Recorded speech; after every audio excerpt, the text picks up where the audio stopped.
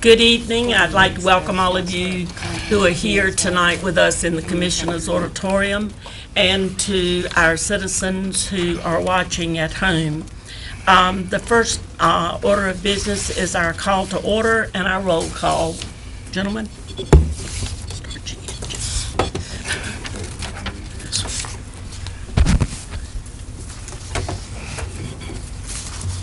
Mr. Johnson, you need to push your confirm. Done it.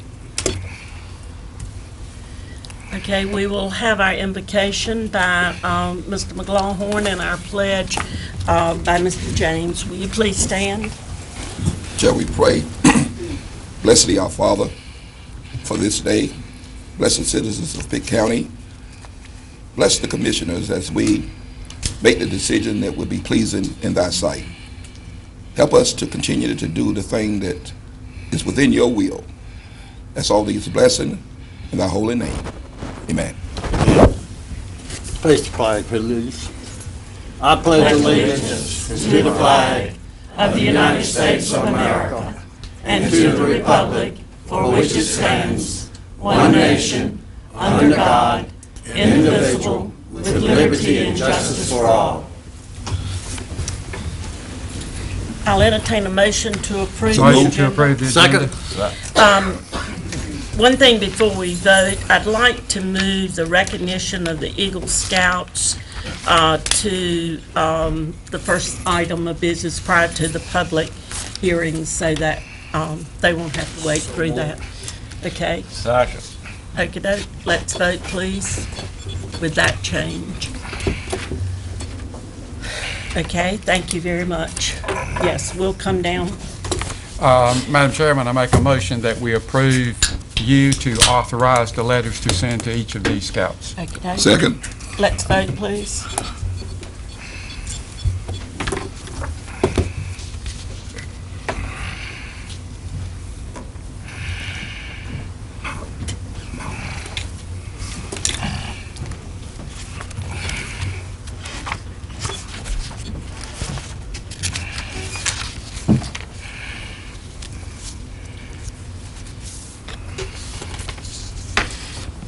Tonight, once again, we recognize in Pitt County a number of young men in the Boy Scouts of America organization who have achieved the rank of Eagle Scout. And I think tonight I hold the greatest number of certificates that we've recognized, at least since I've been here in 10 years. We actually have 8 of these before us tonight. A couple of the boys could not come, a couple of young men, Matthew Zazinski and Nixon Floyd, but I do see a great number still in the audience. So what we'll do is call your name. If you'll come forward with your parents, scout leader, whoever you brought here that you would like to be recognized with you, and we'll read your certificate and then recognize you. Do we have their certificates? Yeah. Let's read what they did also. So the first one I have is Robert Alex Deans. If Robert will come forward. Is he here? Okay.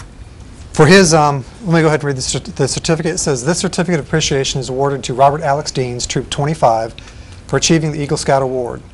For his project, he fixed up the bus stop for special needs children at Green Central High School. He painted a crosswalk, put up handicap signs, repaired holes in the sidewalk, cement in front of the high school, and repaired the drainage for the driveway. And this is presented by the Pitt County Board of Commissioners this 20th day of February 2012, signed by our chairman, Beth Ward. So that's our first one. We'll make sure he gets that. Next, if Alan Zhang Register, come forward, please.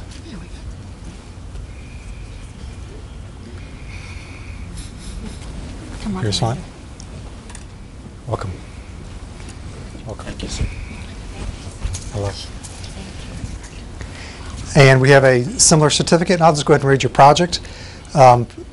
Alan's project, he constructed a combination picnic table and benches for the Arbor Springs Retirement Home in Kinston. And again, you have a certificate just like the other one, so congratulations. Ms. Ward. Congratulations.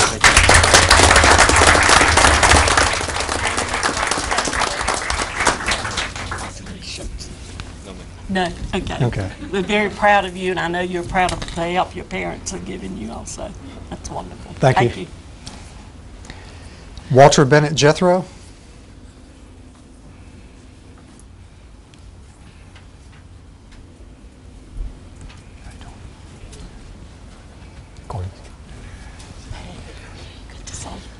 For Mr. Jethro's project, he patched and painted the children's activity room and constructed 2 tables and a toy box for the emergency family section of the Greenville Homeless Shelter.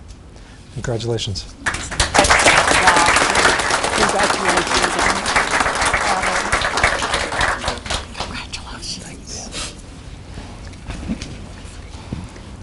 Next, John Thomas Jenkins, Troop 30.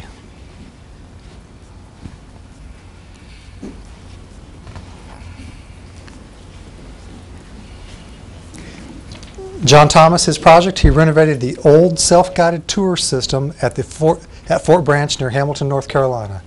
Congratulations.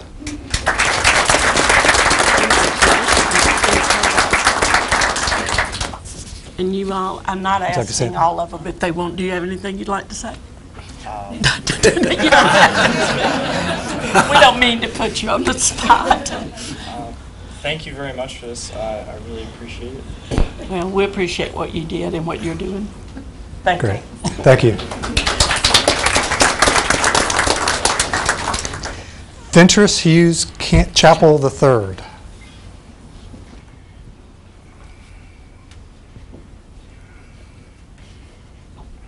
How you doing?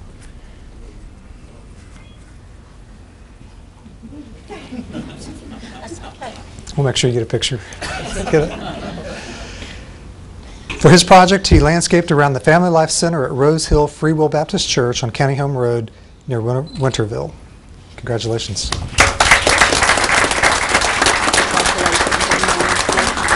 You want to scoot in for pose for a picture? Or here? Did you get Parents it?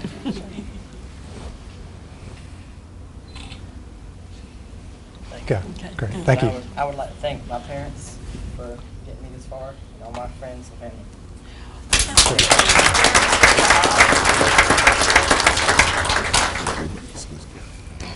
Next, Jeffrey Cole Hines.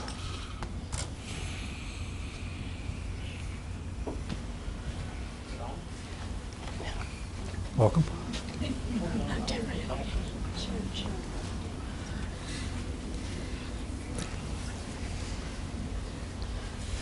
Mr. Hines, for his project, he created a preschool area at the Winterville Baptist Church, both inside and outside the church. He built an A-frame for a single swing, bookshelves, and a reading table. So, congratulations.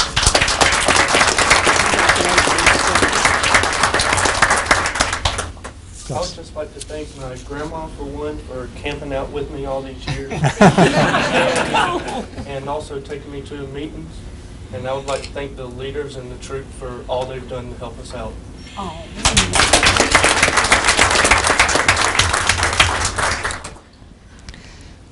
Jack Allen Kittrell, Troop 542.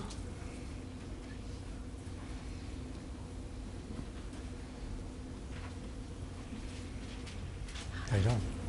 Thank you, sir. Are these brothers? Yes, ma'am. Cool. Future Eagle Scouts. Bringing them right on up. That's right. Mr. Kittrell, for his project, he built 6 wood duck boxes and installed them for what's known as a Time for Science Nature Center in Ada, North Carolina.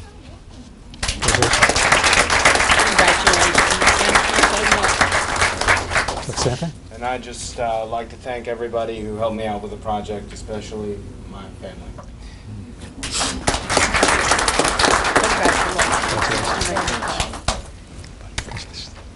Congratulations. Looking for you all to be up here not too long from now. William Cherry Beach III, Troop 9046.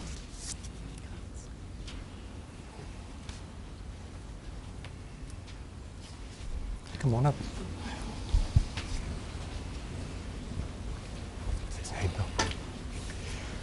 For Mr. Beach's project, he built and erected a prayer garden at St. James United Methodist Church in Greenville.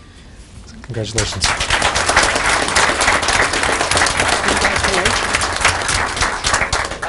I would like to thank my family and my church family.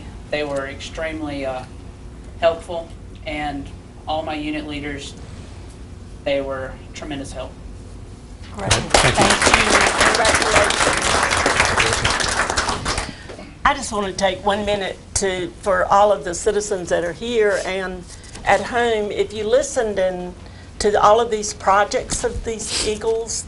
Everyone are contributing to the well-being of the citizens in our community, and they're doing projects that groups can't afford to have done, and they have to work, they have to put in a lot of hours, and we're just really proud of you, and we're so proud of the number of eagles in Pitt County. We are surpassing the national average, so just keep it up. We like to see the young ones coming up with the big brothers. That's right. Thank you. Thank you.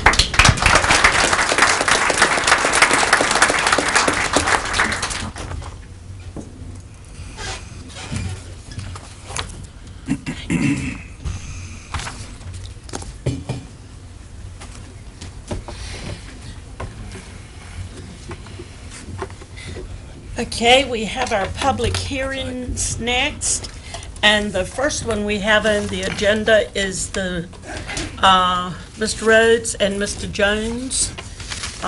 And yes, those of you who would like to leave, you may, it's fine. That's why we kind of put you up. And those of you who are standing, there's some seats that are available if you'd like to come in and find one. This hearing is for the repeal of a no-wake zone at Seine Beach. Thank you, Madam Chairwoman, for the introduction. Good evening, Commissioners. We have 3 public hearings that the planning staff will be presenting to you tonight for a staff report. The first, as has already been indicated, is the repeal of the no-wake zone at Seine Beach. We had a request from a citizen here in Pitt County for this repeal, and just to orient you as to where the particular zone is currently in place, it's along the Tar River, just near the Grimesland community, from Chicod Creek to the Grimesland, the old Grimesland Bridge. So again, on the screen you'll see the map. The area that we're contending with is just west of the Grimesland Bridge, right there at Seine Beach. And here's an aerial photograph that you can see the 2 points that are on the river at the Chicod Creek outlet, and then runs eastward toward the old Grimesland Bridge. And again, you may know this aerial photograph doesn't show it completely, but a new bridge has already been constructed just west of that site. This was put in place back in 1991 because at that point in time, Seine Beach was fairly active. It had public access from the old bridge area, and with the new bridge being constructed, actually public access is no longer available to that area. And again, here's the Seine Beach facility of sorts with a small beach area right along the river. As I mentioned, it was quite popular at one time. It's a lot of boating, a lot of swimming in that area.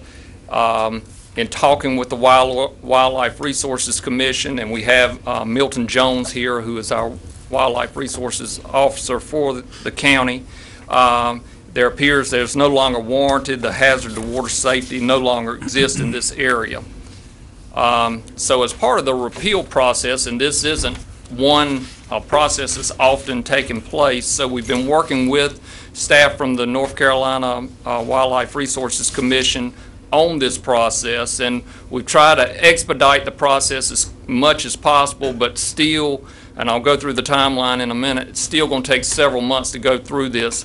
To initiate it, though, it actually comes before this body for consideration at a public hearing that we're having tonight. And in turn, if the board decides they'd like to move forward with the repeal or the request for the repeal, the resolution is in your package tonight for consideration.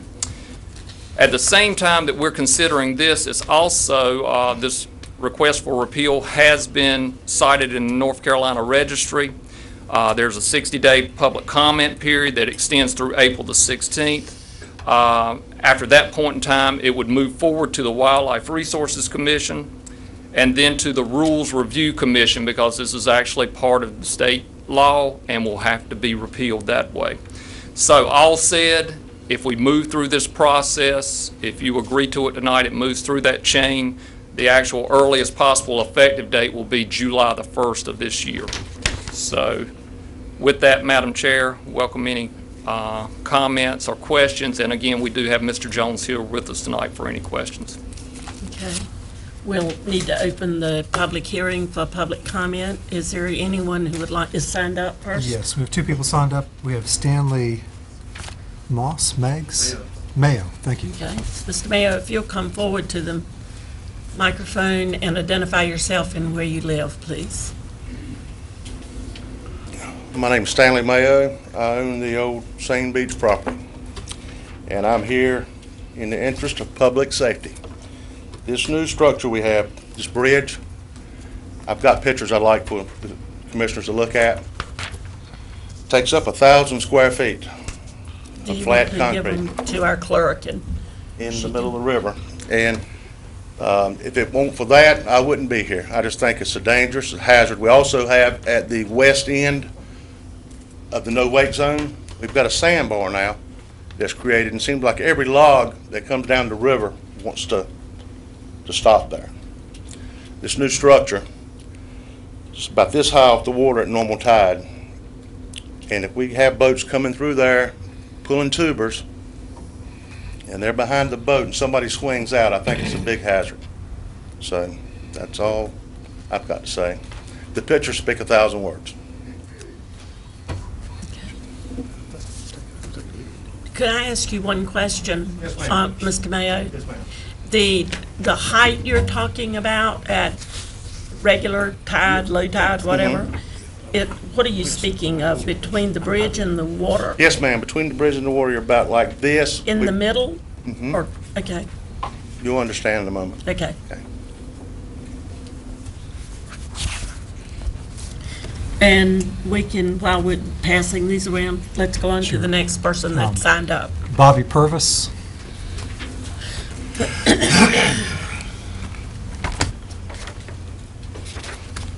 Hi, my name is Bobby Purvis. I live at 101 Poker House Road, and I am really concerned for the safety.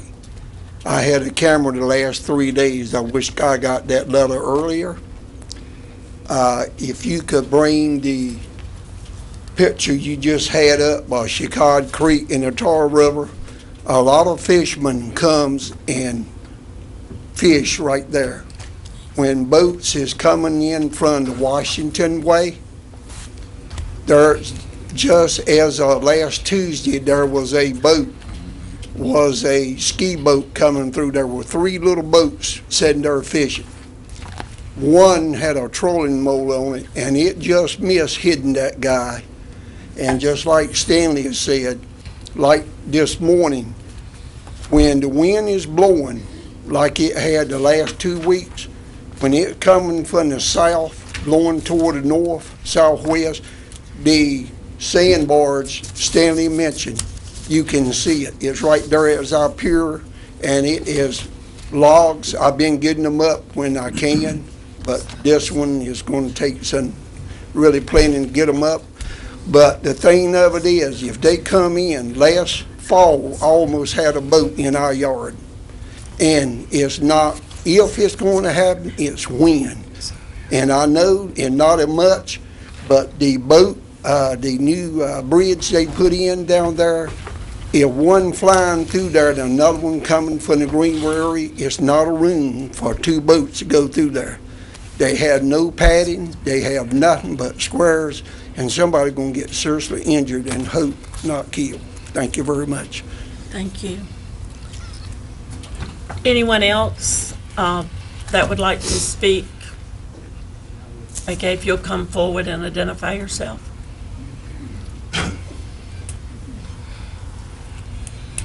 I'm Jake Adams. I own the property from the bridge down to the little creek. I'm not even certain of the name of it. Chicago Creek. I know. It's from here to here. There's a little creek right there. Oh, yeah. From a public standpoint, I'm sure everyone would like to just remove it. From a private standpoint, from a landowner, we have it. I would certainly like to keep it. That may sound a little selfish, but if you were out there in the summertime watching the boats go by, and not to say that people are irresponsible, but if you check the records, I'm sure this gentleman here behind me would say that he's written quite a few tickets for intoxicated drivers, boat drivers. So saying that, Stanley and Mr. Purvis also mentioned about these concrete bunkers. There's a lot of tubing and skiing that goes on in this river, and if you've ever witnessed a tuber, for an example, the boat will go straight. I'm guilty of this myself. When you get out in open water, and it's not fun unless you can like sling the person out to the side, all it'll take is someone being slung out to the side or two boats coming through the structure at one time, and it will be a disaster. I hope that doesn't happen. Also, Stanley has a boat ramp. This is a private boat ramp, and I have a boat ramp, which is a private boat ramp. When boats are going by at an excessive speed or pulling a wake, it is certainly more difficult to launch or load a boat safely.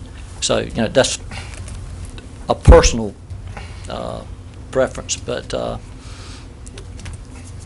it would cause a conflict for me as a landowner if the wake was listed. So I definitely would like to keep it like it is. Thank you. Okay. Anyone else that failed to sign up? Yes. If you'll come up and identify yourself. Yes, my name's Tammy Edwards, and I'm also a landowner. I live right next door to Mr. Adams. I personally have witnessed a lot of accidents on the Tar River, and I've seen boats come through there from the Greenville end, and that's kind of a tight little hook there when boats come in at excessive speed. And I've seen a lot of boats almost get hit in that area. From a safety perspective, I oppose lifting this no-wake zone. And as a private owner, I also oppose it. I park my boat in front of my house. I can't tell you the number of times I've had to go rescue my boat from people just throwing excessive boat wakes, just washing your boat sideways and washing it offshore. So. Okay. Thank you. Okay. Yes. Yeah, I live on the river too. Okay, if you'll come up and introduce yourself and tell us exactly where you live. Yeah, I'm Randy Dixon. I got the biggest deck out there on the river. I got a lot of money in that thing, and you don't have insurance on it. When you got boats tied up all around mine because they leave them overnight, or they got dark on them, or the weather got bad, so they park the boat at my docks and stuff. So when they come in there and them boats are rocking, it's worse than a hurricane. And I've been through there 15 years. I've seen a lot of hurricanes. Those boats do more damage to my deck than those hurricane does. But the people too, it's a lot of kids out there. When they come around that curve and then them balloon thing, they swinging out. These bass fishermen, they got a tournament.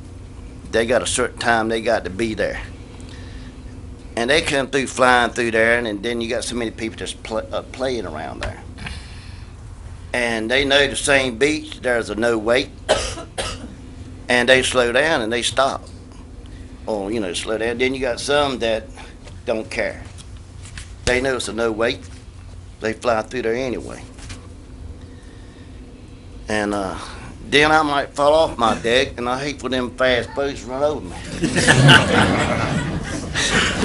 But most I think about the safety, and like I say, I've been living there 15 years, and I watch everybody, and I've been knowing Milton a long time, and I got a 28-foot boat.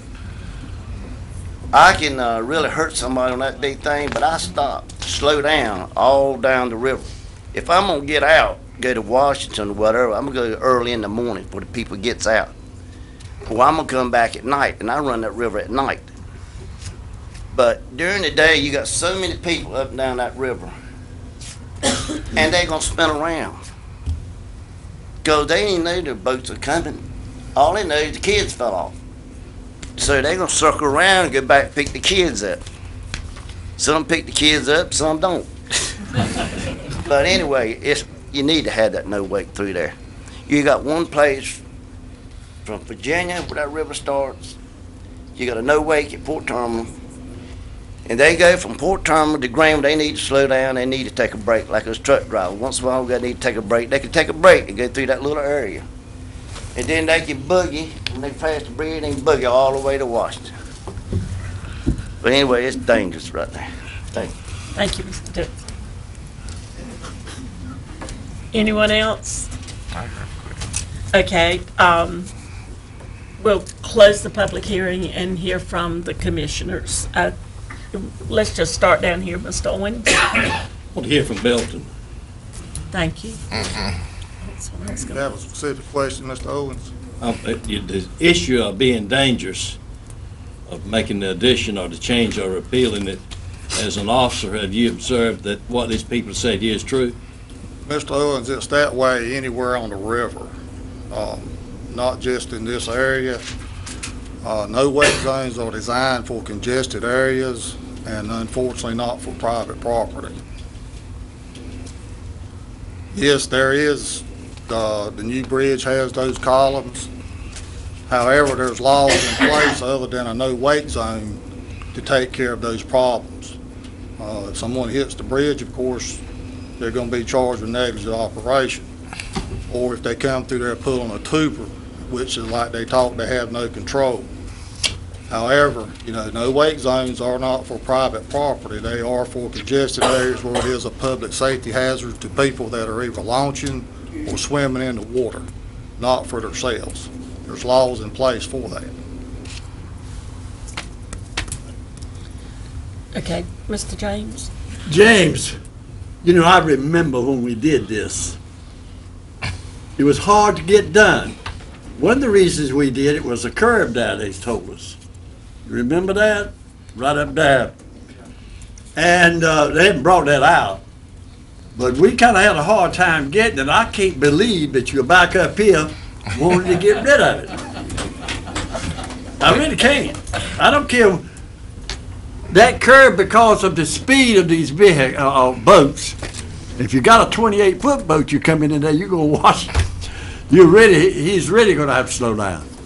But I think we're playing with something that we got no business to done. We've got it there, and thank the Lord we've got it. Has anybody been hurt since we put it in? Yeah. If it ain't broken, don't mess with it. That's all I got to say. Leave it alone.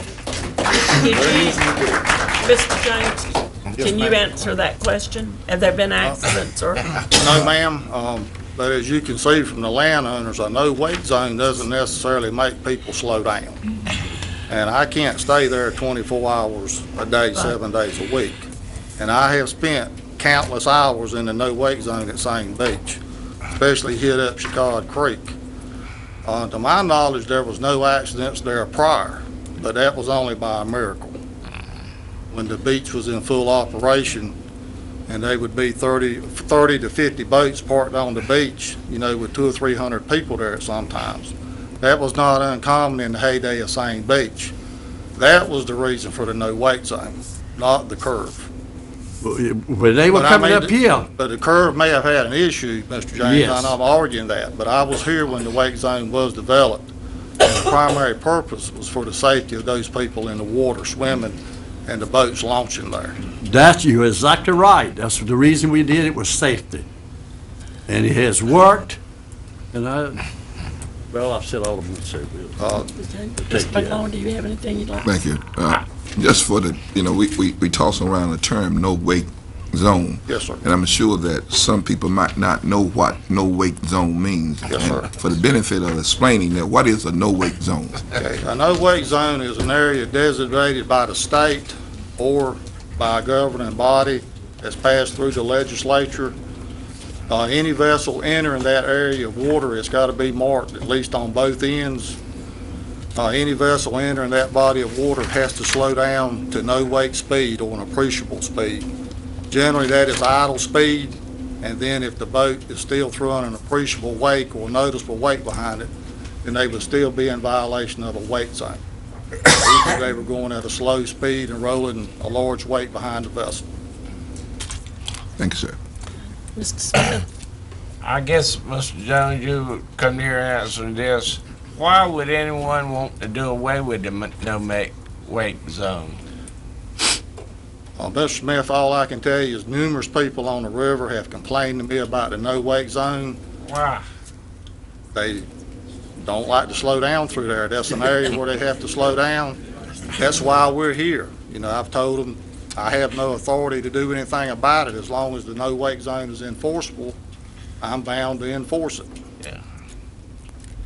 That's the only question. If there's anyone out there like to speak in favor of having a no-wake zone, now's the time for you to speak.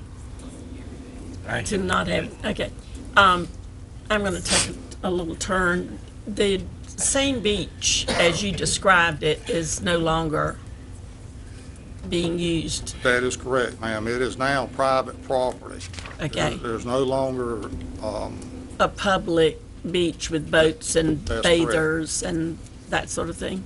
Is there a boat ramp there? Yes, ma'am. There is still a boat ramp there. Okay. All right.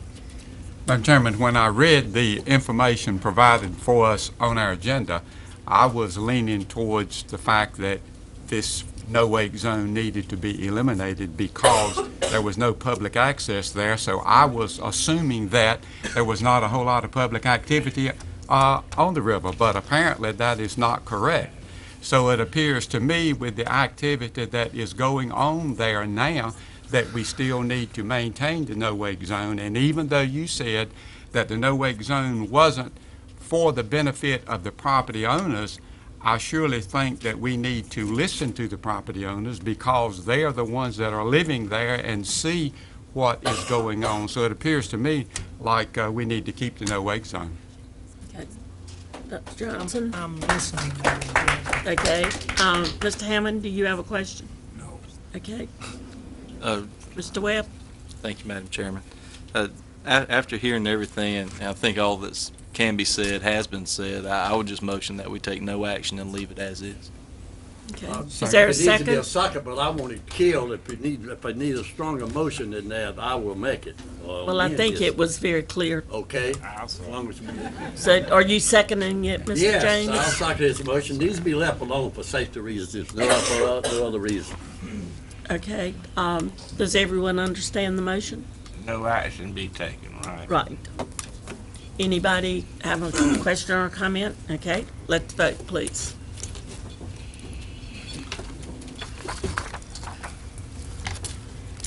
Okay, it passes and the no-wake zone will stay in place. Our second public hearing is for Mr. Rhodes. You have this one, the Trudy Halstead Halfway House. We'll let you make your presentation. Yes, ma'am. We have two conditional use permits under consideration tonight. The first one is for a halfway house. Again, this is the first one this board would have dealt with because we just have edited or changed our ordinance, our zoning ordinance, to allow halfway homes or recognize halfway homes in our zoning use table.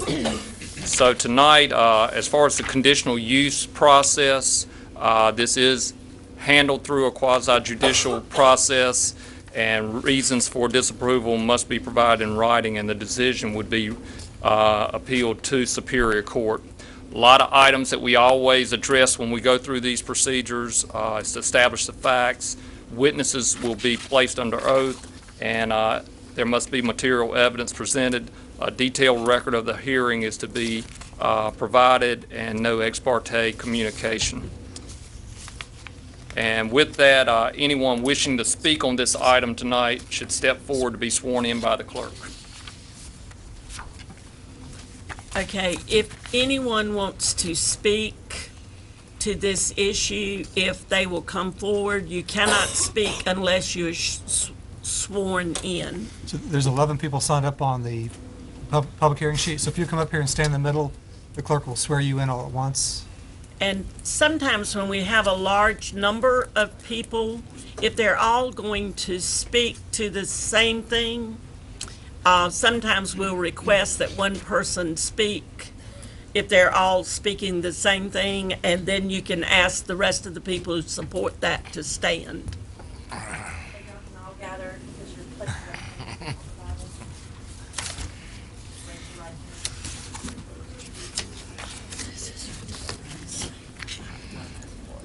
I can do it again. Do you swear to tell the truth, the whole truth?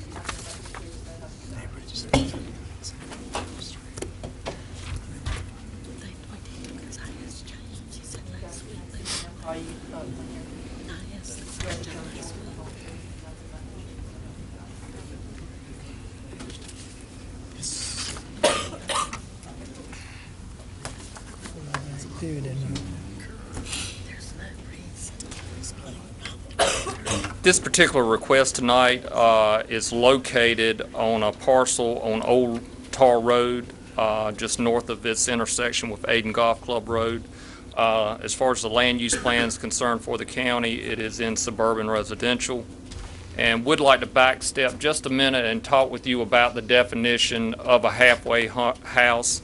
As you recall, we've dealt with this over the last couple of months, getting the definition placed into the zoning ordinance, and there's also been an amendment to it just recently.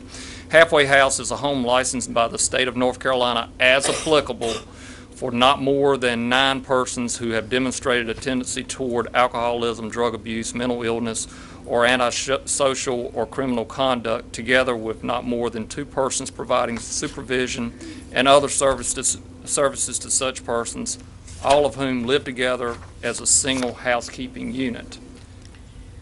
With that, the as applicable section deals with licensure, and with the state of North Carolina, the licensure is not required if it's a nonprofit facility, and it is, quote, providing 24-hour nonprofit facilities established for the purposes of shelter care and recovery for alcohol or other drug addiction through a 12-step self-help peer role modeling and self-governance approach. So those types of facilities, and that is the one that we're dealing with tonight. So there will be no state licensure in this case. The one that's before you tonight for consideration for conditional use permit will only be sanctioned through this board. Just to give you an indication of, this is a sketch plan showing some of the improvements that are associated with this type of facility. This is a property line shown in the dotted red. The home that will house the individuals is located here on the screen now. The parking area, there is additional parking spaces that are required. They're shown here in the gray. And there's a small area, there's some existing vegetation adjacent to that property line, and this area actually would help close in that area, and the petitioner would be responsible for placing that buffer on that site. Here's the aerial photograph, oriented differently than what we just saw. This particular line here is the one that you just saw, that you'll have some additional screening right in this area. You can see some vegetation already existing along this corner. Parking will be generally in this area. Here's the home that's under consideration. This is your existing land use map of the area. Again, Aiden Golf Club Road, taking a hard turn here, Old Tar Road heading back toward Winterville here. Dogwood Ridge subdivision here, shaded in tan or gold, primarily residential. There is a warehouse facility on the site that we're considering tonight as well. Other than that, a lot of undeveloped farmland adjacent to there. Part of our development standards that go with halfway homes, first off, there is a half-mile separation from existing family care homes, halfway homes, and group care homes. We do not have record of any other such facilities within the half-mile area. And the screening of the off-street parking lot that we've already discussed is shown on the site plan. There's several criteria that the board should consider when looking towards these particular activities. In this case, you may or must deny the permit if it concludes that the development as proposed at the hearing and in its proposed location, more probably than not, number one, will materially endanger the public health or safety. A lot of the comments from the staff comments that are shown on these items are from the application. From that application, the use will be a recovery home for women and therefore will not materially endanger the public health and safety. Will it substantially injure the value of adjoining or abutting properties?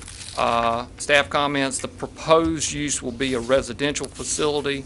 Therefore, the proposed use will not danger or injure the adjacent property values. Is it in harmony with the area?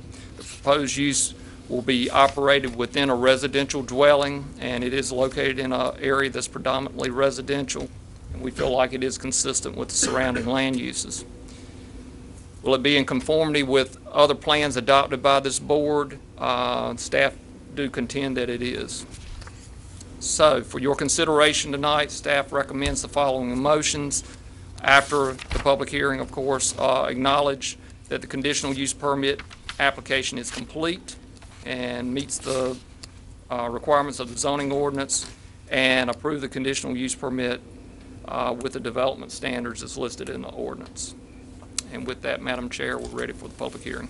Okay, we'll open the public hearing, and we have a lot of people listed. If you would consider to have one speaker, if you're all going to speak with one voice, and then have people stand, but if you choose not to do that, that will be fine. Would you like to designate a speaker, or do you want to, and then we'll ask you all to stand. Do you want to hear from everybody? Okay. All right, if you'll start. First, we have Wanda Phillips. Wanda Phillips, come forward, please.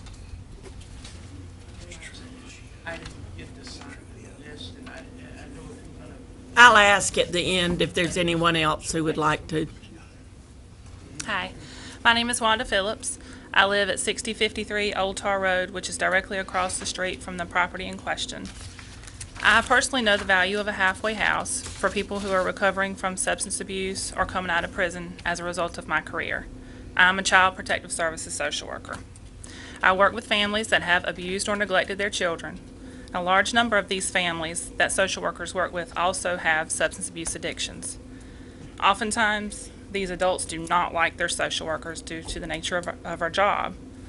Having a halfway house across the street from my residence could potentially house a mother that I am working with or have worked with in the past that may be vengeful.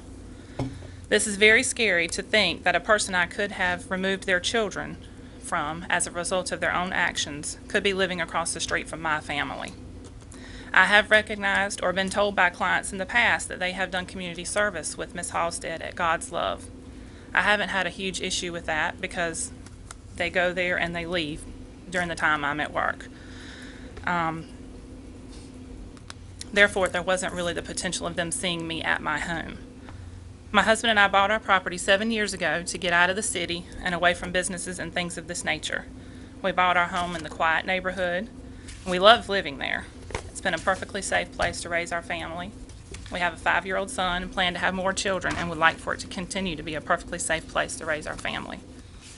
I do not want to expose my child to potential violence or substance use that could occur directly across the street. We love to spend time outdoors as a family, and I would not want to feel that I couldn't allow my child to play freely on our property for fear of his safety or for the fear of someone realizing that the social worker that they're upset with lives across the street. I agree that a halfway house is a great thing for people in need. I just do not want this in my neighborhood for reasons that you'll hear from the rest of my neighbors, such as decreased property value. But also, I am fearful that a vengeful mother that's had a negative experience with the Department of Social Services or Child Protective Services could live there and attempt to retaliate against my family. Therefore, as you see, I have both personal and professional concerns about this. Thank you. Next, we have Hines, Daniel Hines. I pronounce.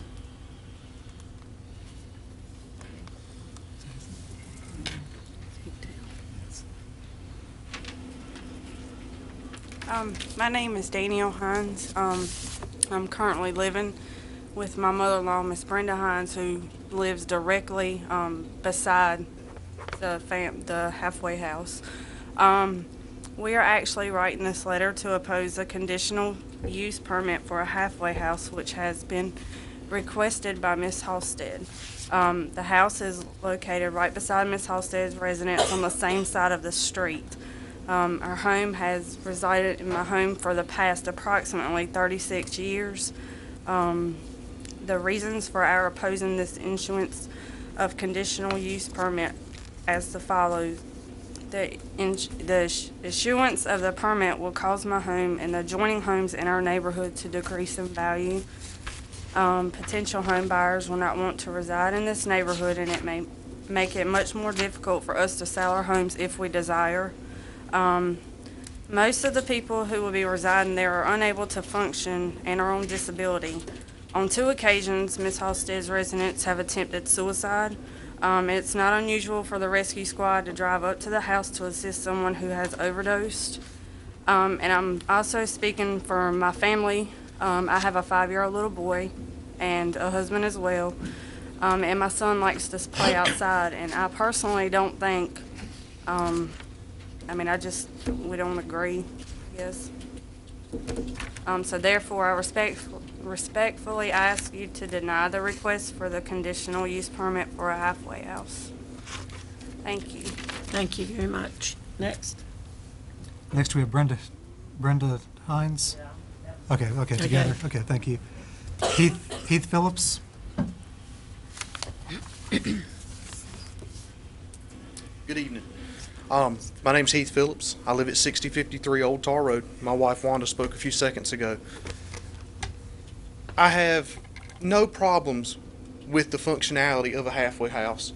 I have no problems with what they're trying to do. It's where they're doing it. They have a home they're already using downtown on 9th Street, if I'm not mistaken. It took me all of about 5 minutes to find it online that is where they're currently doing it. So, in my mind, there's really, as you said earlier, sir, if it's not broke, don't fix it. There's no reason to bring this into our neighborhood and our community, where our children play, where we bought homes. It just doesn't need to be there. We've been there for 7 years, and as she said, we've seen things come and go, people come and go there. That house is a buzz of people coming and going all the time. Cars pulling in, honking horns, people running out, car leave, car comes back.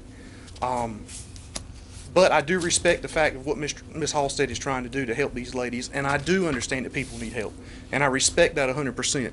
But the fact of it going on in our neighborhood when they already have a facility they're using doesn't need to happen. Thank you. Thank you, Mr. Phillips. Next, Shanique Grimes, if I'm pronouncing that correct.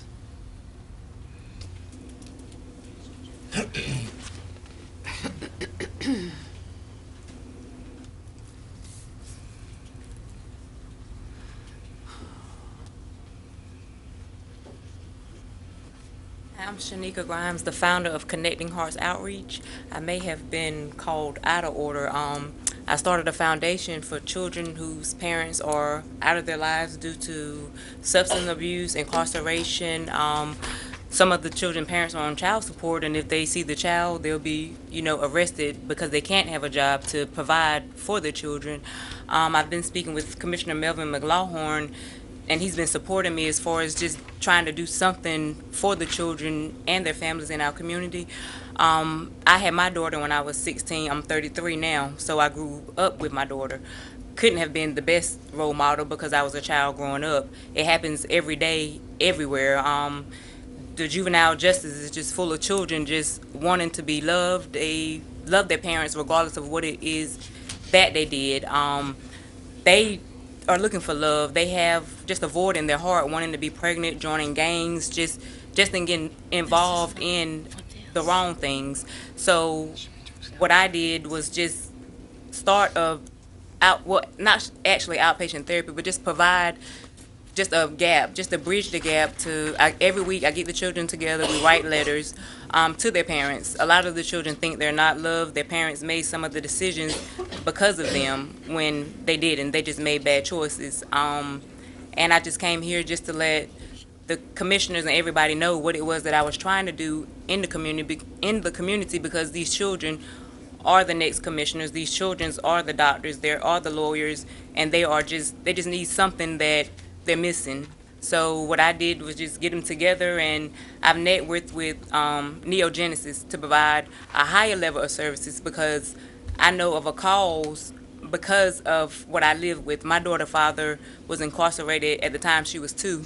She's 17 now. She's still incarcerated. No matter what I did, I have a husband who supports her and my family, my parents. It was nothing good enough.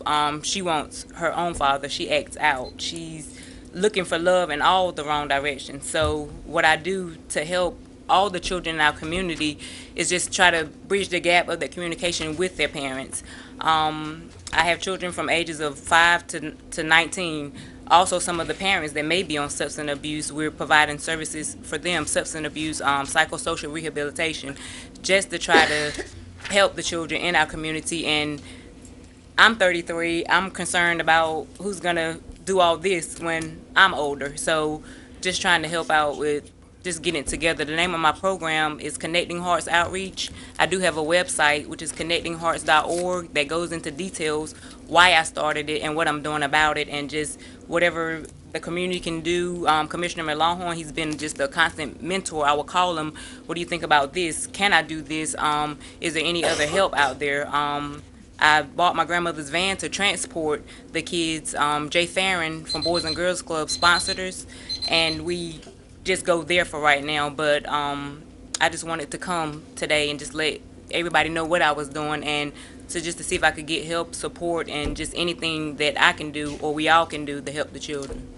Ms. Grimes, thank you very much. And you weren't really out of order, but you probably should have signed up on the public address, but we let you continue on. Okay. So when we call for public address, we'll check that off. You won't have to come back. That'll be fine. Thank you very much. Okay. Next, we have Doris Dillon. You'll come forward, please. And this is still the halfway house. Hi, I'm Doris Dillon, and I live in the neighborhood behind the Old Tar Road, and I'm here to oppose of the halfway house. There are many children in the neighborhood that are out playing basketball and in the neighborhood and in the streets and everything, and I just don't think it would be good to expose them. They're exposed to enough in high school and middle school. I just don't think it's a good idea to have them that close. Thank you. Okay, thank you. Megan Utz.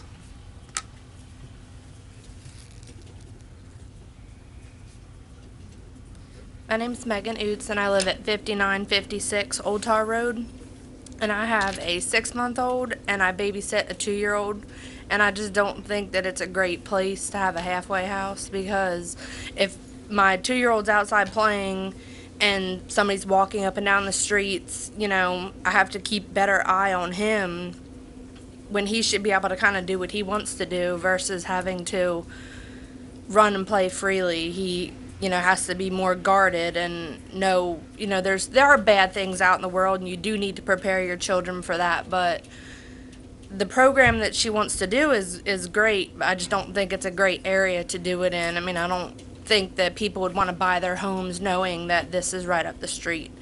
And, you know, they could do all sorts of things. You know, I don't want anything laying on the side of the road that I might have to worry about a 2-year-old picking up. You know, they don't know, hey, this is not something to play with. They think everything's good and everything's able to be played with. And it's not a good thing to have about 4 doors down from my house. So I'm just opposing this and hope that it's taken into consideration that there are children who might pick up something that they shouldn't and hurt themselves. So that's all I wanted to say. Okay, thanks. Ms. Utz. Trudy Halstead.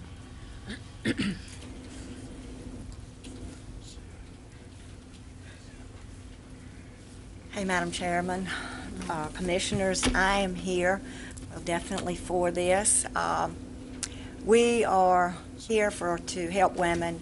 All of our women have children, so they know what it's like. Where we're located at the present is downtown and not the safest area, and we are trying to get them reestablished to a place that would be safer for them. We have a copy of the guidelines. If you all would like to see them, we'll be glad to pass them around. There will be no vehicles because the girls can't drive. If they own a vehicle, they're not allowed to drive. There are no men. It's strictly women. We have 6 women that we have capacity for at the house. These women know that they have a 2-acre lot. They've seen where it is. They will be right next door to God's Love, which is their requirement for being in recovery, and it's right next door for them to be there. So they know that they have guidelines.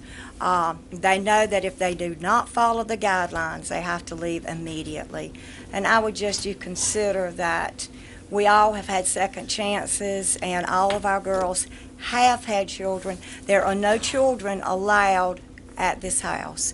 It is strictly we are working with the mothers. And I do have some of our girls, and if you all don't mind, I would like to ask them to stand, if that's okay with you.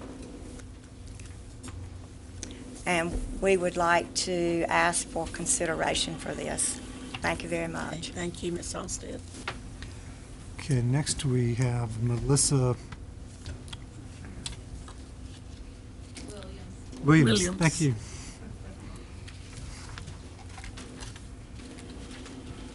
I don't do good at this. I'm just opposed to it because I have a grandbaby that loves to play outside. I can't keep him inside. And I want them to get help, but I just don't want it in my neighborhood. That's all I have to say. Okay. Next. Douglas Murphy.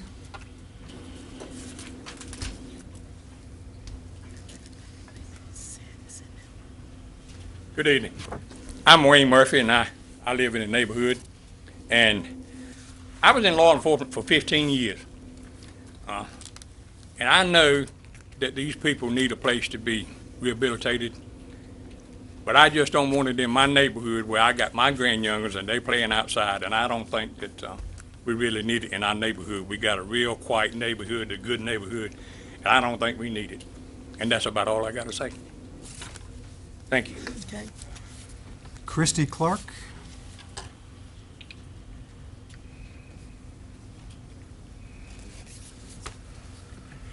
Good evening. I'm Christy Clark. I live almost directly right across from the property we're talking about. I've known Miss Halstead Trudy ever since she moved over there, and I came tonight. I kind of have mixed emotions. Trudy's a fine person. She's done some wonderful things in the community, and I think she's to be commended for that.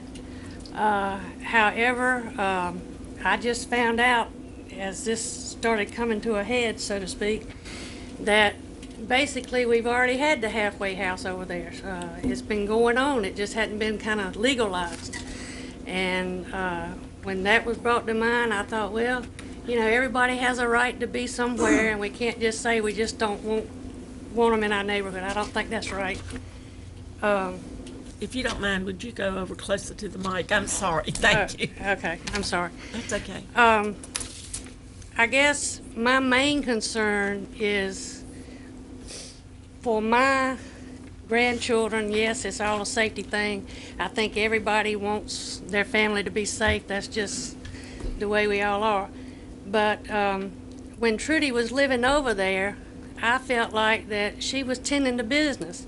And now with her moving, and there's not really many regulations that's going to happen from what I gathered from what you said. It's kind of going to be not a free-for-all, but they're going to have some rules, but there will be some things that we can't really monitor or whatever. And who's going to be in charge of seeing who comes and goes? Who's going to take care of that? But other than that, if they already have a place, which I didn't know, I didn't even know that until I just heard it a while ago, you know, if they're living downtown, to me, that's a wonderful thing because they can't drive, so they can't have access to get anywhere unless they are in town. And to me, that would be kind of a safety issue for them. And I'm concerned about that. If they're way out here in the country, at the very end of Old Tar Road, it's the very end of Old Tar Road before you get to the Y. If something goes wrong out there, that's going to take a little bit of time to get them some help. And something else that I thought of when I was listening, and I'd hate to see it messed up because Lord knows I enjoy it. She's got a wonderful pond in her backyard, and it's full of nice fish, and she lets the neighbors go out there and fish. But if some of these people are out there, and I don't know what it's going to be, substance abuse or what, and I think they could decide that they want to go out for a walk in the middle of the night, and there you have somebody's drowned in the pond. There's a lot of safety things and concern for the people that are trying to move out there. And it's not just all about us. That's my main concern. I don't want you to think it's all about the neighborhood, Stick Valley, so to speak. That's what we're called. I just want them to be safe too. And if they already have a place, I think that may be the best thing for them, that they continue where they are. And like I said, I've got mixed emotions, but no hard feelings to Trudy. I would like for y'all to consider denying this at this time.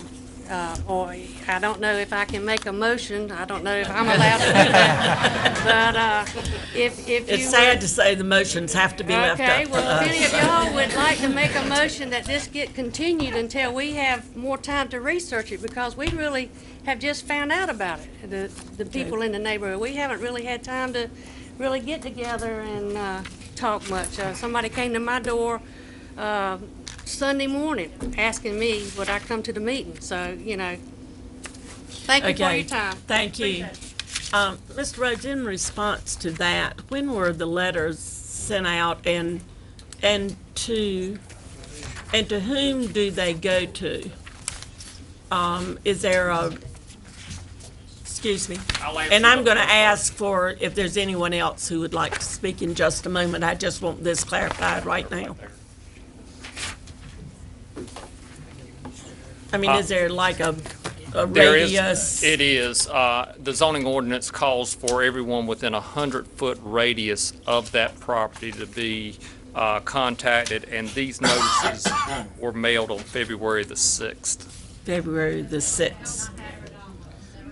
Okay, the stipulation was within 100 yards of 100 feet. 100 feet of where the house is The property located. line. The property line, so, And there is also a listing of the residents or the property owners that received them in your package as well, attachment number 3. and we have 9 on this list, and, And that includes Ms. Halstead as well. right, So it's 8, not counting her. And we have the Phillips and the Hines and Christy Clark, and we have a Manus, Jones, Ebram, McLaughlin, and a Smith. And that's according to the area that we have to send letters out as far as the tax parcels are I don't concerned. think anybody in the neighborhood across from Old Tar found out about it till just basically this weekend. But that's because it's over 100. Well, right, but they said they had an acre of land, so, you know, it's not gonna be many people that meet that 100. Okay, well, Right. that, I just wanted that clarified though, because I wanted the public to know that we do send out the notices according to the guidelines that we have to follow. And they don't include everybody within sight or within a distance. Okay, I did say that I would ask if there was anybody in the audience, and the gentleman who first spoke, yes, okay. And if you've already spoken, we won't hear from you again, but we'll hear from someone new. Yes, sir. If you'll My name is identify Douglas. yourself and. My name is Douglas Murphy. I live in the neighborhood. I'm within 400 yards of where that house is. I'm not against helping the people. I understand how that works. And I did not realize that you had a place in Greenville until tonight. I found out about this situation Saturday.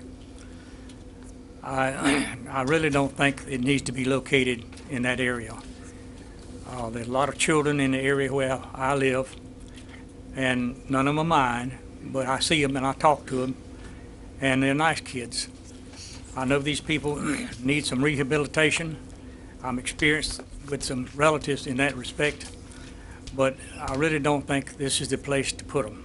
I don't think they're going to stay in that house 24 hours a day without some supervision, and I'm opposed to it. Okay, thank you. Anyone else? But now, y'all watch me. Did these people sworn in? I was already sworn in. You were, I know, but I'm not. Was this gentleman sworn in? Yes, he was. Okay, fine. Okay. Good evening, ma'am. My name is Art Morrison. I live in 3434 Pink Blossom Circle in Dogwood Ridge subdivision. I'm here tonight opposing this use permit. I'm going to echo a lot of what I'm not going to echo a lot of what they said because I agree with what they said, and you've already heard it and you don't need to hear it again. We all have legitimate concerns. One of my main issues I have is 20 years ago I was an executive director for a ministry that had a halfway house involved in it. One of our goals was they had to have gainful employment. They had to be able to get back and forth to work and have a job so they could better themselves. Where we live, if they're not allowed to have a car, they have no way of getting anywhere close to a job, which means they're in the neighborhood 24 hours, 7 days a week, when most of us are at work and cannot protect our property. I have a small child. She's 10 years old. I don't need her to learn about drugs, alcoholism from a halfway house. Like I said, I'm not going to say everything everybody's already said because it's already been said. I commend Trudy for what she's doing. She's taken on a hard labor. It's very hard work to do and it's very tasking. But I just feel it's better served in an area where they have faster response time from police and rescue, and there's better supervision than out in the country. Have a good night. Thank you. Okay, thank you. Good evening. Good evening. My name is Eric Webb, and I was sworn in. I live in the Dogwood subdivision also, and I have 5 children.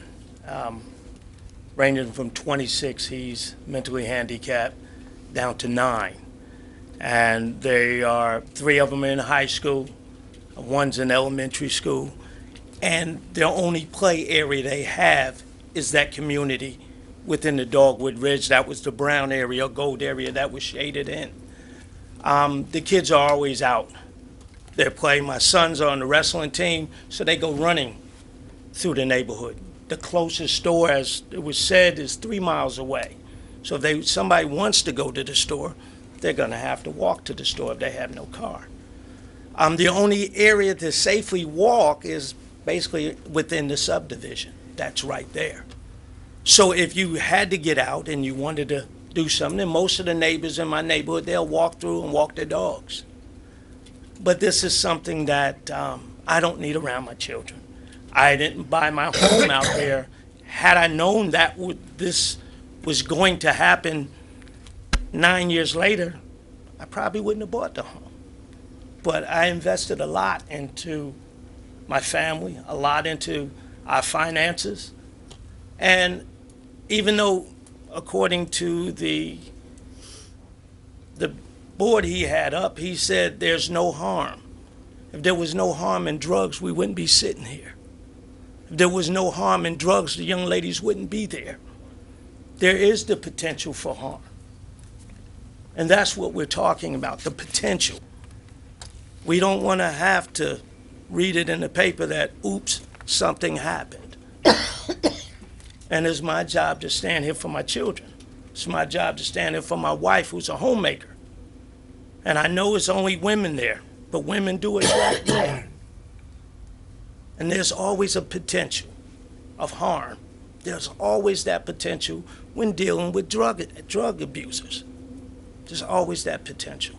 So I just hope that it can be found somewhere else, but not in a neighborhood that's already existing with property values that are already declining. We don't need another hit on our finances. We don't need another hit on our children. So please consider what potentially could happen Thank you. Thank you. Anyone else that was sworn in that? Okay, well, to speak on this, you have to have been sworn in, correct, Madam Attorney? That is correct. Okay. We could swear him. Would you like to be sworn in? Come forward. We'll be glad to do this again.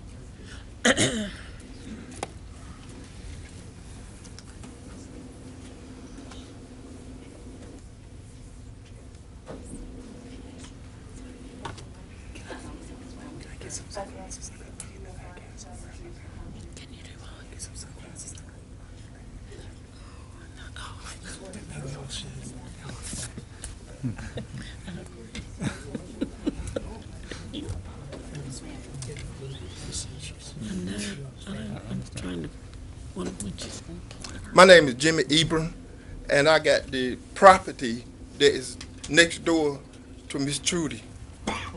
When he had it on the TV out there, my house is located right next to her property.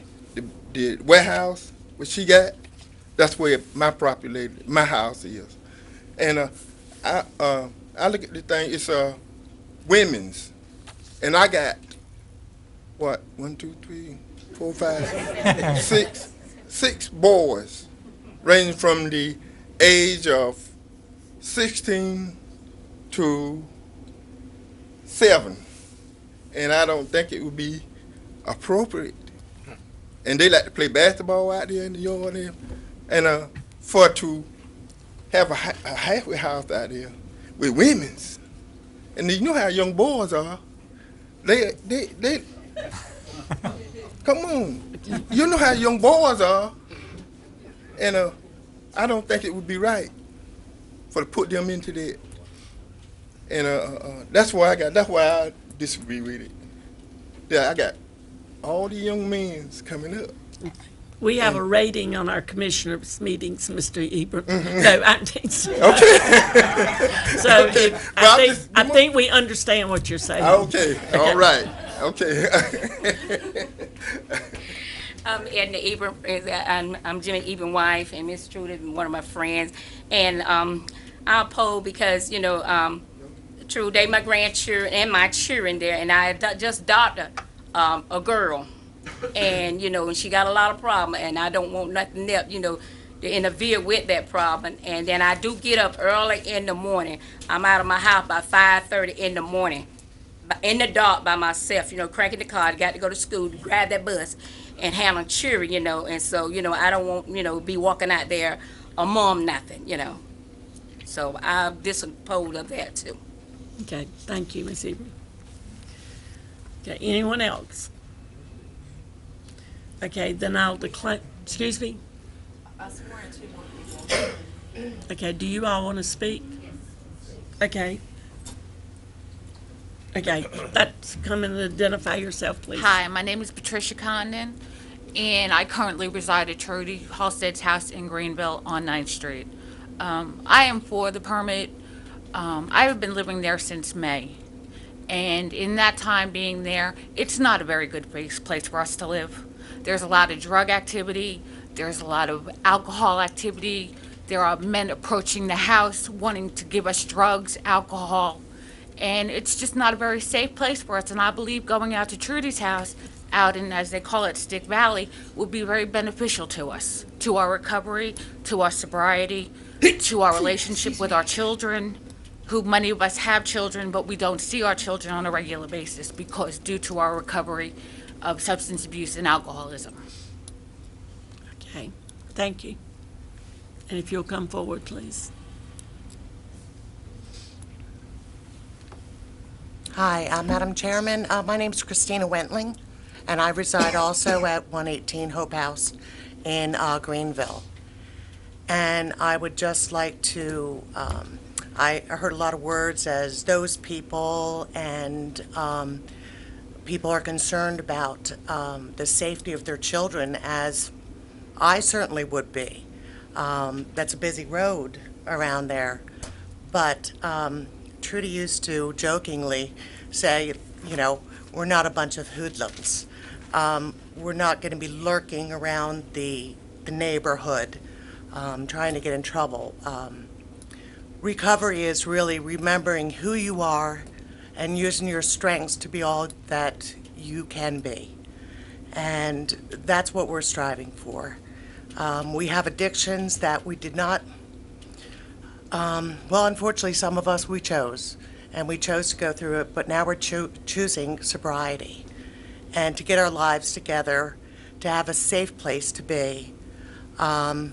We police ourselves. We have very strict rules.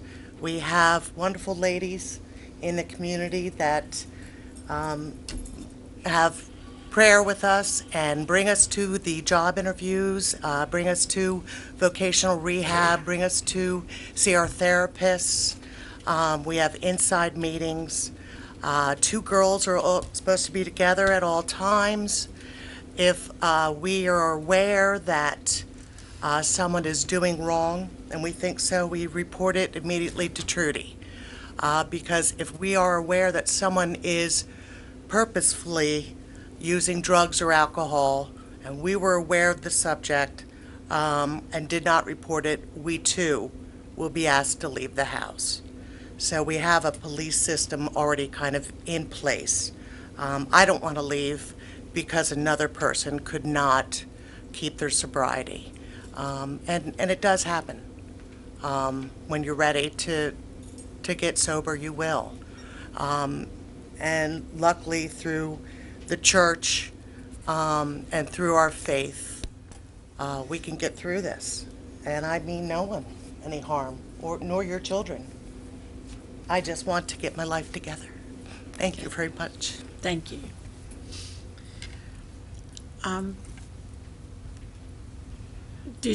Were you sworn in, sir? I just want to make a statement. Well, Many of these women. I'm sorry, that would we can't do that. I'm sorry.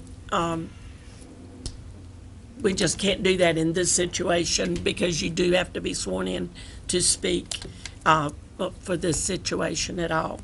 And I'm sure there may be some questions that the commissioners may ask that might answer the question that you have, so we'll see. If there's no one else, we'll close the public hearing.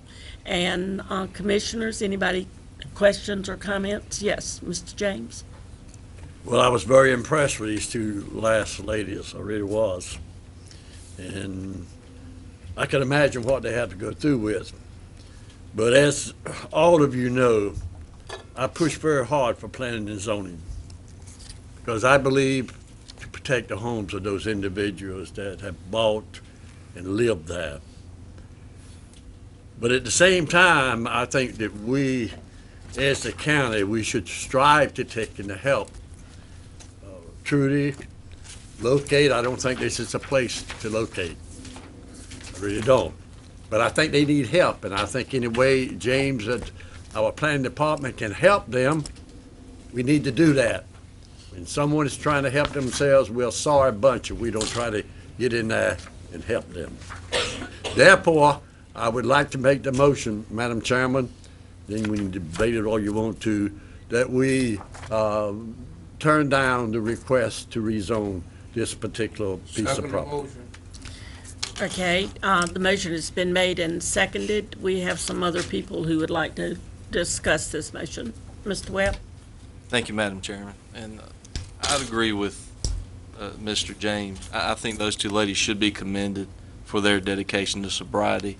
But what we have to do is take into account that while you are on a successful track, not everyone may be. And it's really not the ladies there that I think are the issue. The current house is only a few blocks from the police department. I don't know that we've ever had to be called there for any emergencies. However, again, these aren't the same group that will always be there because hopefully they're going to track on through sobriety and move on with their lives. I think what I'm hearing from the people that live in the area is they're not really as concerned about the ladies as they are concerned about the peripheral things that can come with such a place if there is a vengeful ex, or because what we have to look at is the potential for the big event, the catastrophe that could happen. And I fear that putting it out in this area would do harm, at least to the peace of mind of the residents, as we've heard from them tonight. So I would support Mr. James's motion. Thank you, Madam Chairman. Okay, Mr. Garris? Yes, thank you, Madam Chairman. I would like to commend Mrs. Halstead for the work that she is doing. She's doing a very good job, and we appreciate that. Why are you moving from your West 9th Street location? Why are you moving? Why do you want to move out on Tar Road here and answer, when you please. already have a place? I rode down there today at both locations, and of course the one on West 9th Street is pretty much isolated as far as residential. I think there's only one residential property that's adjoining that piece, the one behind you, and then the rest of it is kind of commercial. So why are you moving from there? Well, if you would stay there for long, you would see there's a lot of males and females that walk by. It is drug infested, alcohol, and they have just moved East Carolina Labor right across the street in front of the house. And in the mornings they usually get there starting between 4:30 and 5 o'clock, and there are nothing but men there standing out in front of the building, and we are directly across from them. My main concern is the girls have nowhere that they can walk. They have a piece of property that has a driveway and the house. And out at God's Love, they do have 2 acres that they can walk on. But my number one concern is the safety of them. If they're on the front porch, people just come by and say, hey, can I give you, because of the neighborhood that it is in. So actually you want to move for the same reason that the neighborhood is concerned about you moving on Tar Road. Well, They're concerned about the safety, and you are concerned about the safety on West 9th Street. I understand that. I'm just, praying that none of the neighbors there would be walking by and saying, hey, you want some of this. Right, but they are concerned about the clientele doing Right, that, rightly or wrongly. Right. That is the concern that they have expressed. And there was also a concern that I did hear that they can't be gainfully employed. They are gainfully employed. We have volunteers. The traffic that will be coming and going is the traffic of those of us that volunteer to take them to their jobs and pick them up and bring them back home. That's the traffic that will be there. I think the lady here, I forget your name, I'm sorry, had a good suggestion about maybe having an informational session with the community and let the community fully understand exactly what you are trying to do and exactly what the rules and regulations are. You are doing a very good work, but I'm equally concerned about the community. I think that based upon what has been expressed here this evening, if nothing else is done and we were to approve this, then it would be a disaster for failure, because they don't understand. So I wonder, rather than going on and denying the conditional use permit tonight, would it be better, would you be willing to hold an informational meeting with the community and invite the community in, and maybe you can create an understanding so that we can have a harmonious. Now I see some head shaking in the negative there that they're not willing to do that. So anyway, I like to see people work together, and I like to see every good thing that we want accomplished, and just maybe we can't do it in this situation. I don't know. Madam Chairman. Okay. Mr. McLaughlin, then I'll get with you, Mr. James. Thank you, Madam Chair. Ms. Halstead, I think that this is a very noble act that you're doing. I've worked in substance abuse for about 6 years, and alcoholism and drugs. And I think that your action is to be commendable. I admire. But when you look at the neighborhood, the citizens in this neighborhood have spoken, and I think it's unfortunate that if you would come into a neighborhood that seemingly that you're not wanted, wouldn't be desirable for the progress of what you're trying to do. I would suggest that you continue to have the heart of serving, and possibly find another location. At this point, I have to oppose this because of the neighboring and what they've spoken. Thank you. Okay. Anyone else new? Mr. James? Yes, I want to let my motion stand as it is, and the people here are not going to change. I put myself in their shoes, even though they're good, and my hat's off to you, but this is not the place. These people are very much concerned about their families, the value of their property, and it's not going to change. I wouldn't change. Maybe, I'm kind of hard-headed, though, so I'm a little different than most of you. But I think we need to go ahead and set it and get it out of the way so that they know that it's not going to be done and they can go and look elsewhere, Madam Chairman, and I call for a vote as soon as possible. No other comments? Okay, we'll vote on the motion, and the motion is to oppose the establishment of the halfway house in this location. Yes. Let's vote, please. Madam Chair, I'm going to infer into that motion that you've answered the questions along with that in order to reach that conclusion. Is that acceptable to the board in terms of the minutes? The questions about will it endanger. The purpose of your hearing is to answer those 5 questions and then to draw the conclusion so that you're following that right process. Yes. Okay. Value of the homes and so forth. Yes. Thank you. Thank you. Okay. Our second conditional use permit request tonight is for a daycare center. And again, I think this is one of the first times you've actually dealt with a daycare center versus an in-home daycare. And again, this particular process will run similar to what we just did with the other request. It is quasi-judicial in nature, and there are a number of guidelines that we need to adhere to as far as this process is concerned. With that also, we do need to swear in any witnesses that are here for this particular item. Okay, anyone that has signed up to speak? Nobody signed up, Madam Chairman. Unless there's somebody in the audience. Okay. There's,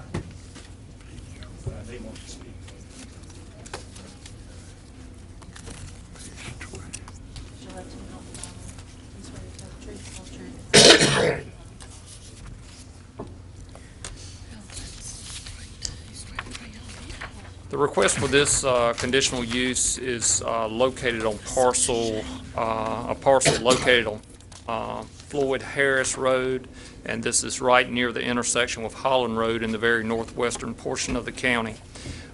In this particular area, fairly rural, and in the land use plan is designated as rural residential / agricultural.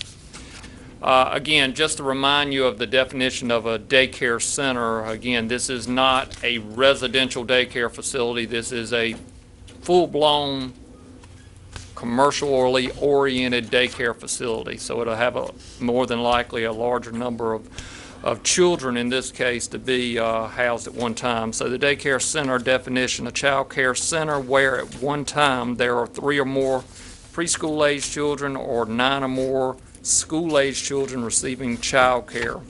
And again, it can also be on the basis for adult care too. In this case, it is for child care. This particular parcel already has a double-wide manufactured home located on it, and the actual address is 2532 Floyd Harris Road.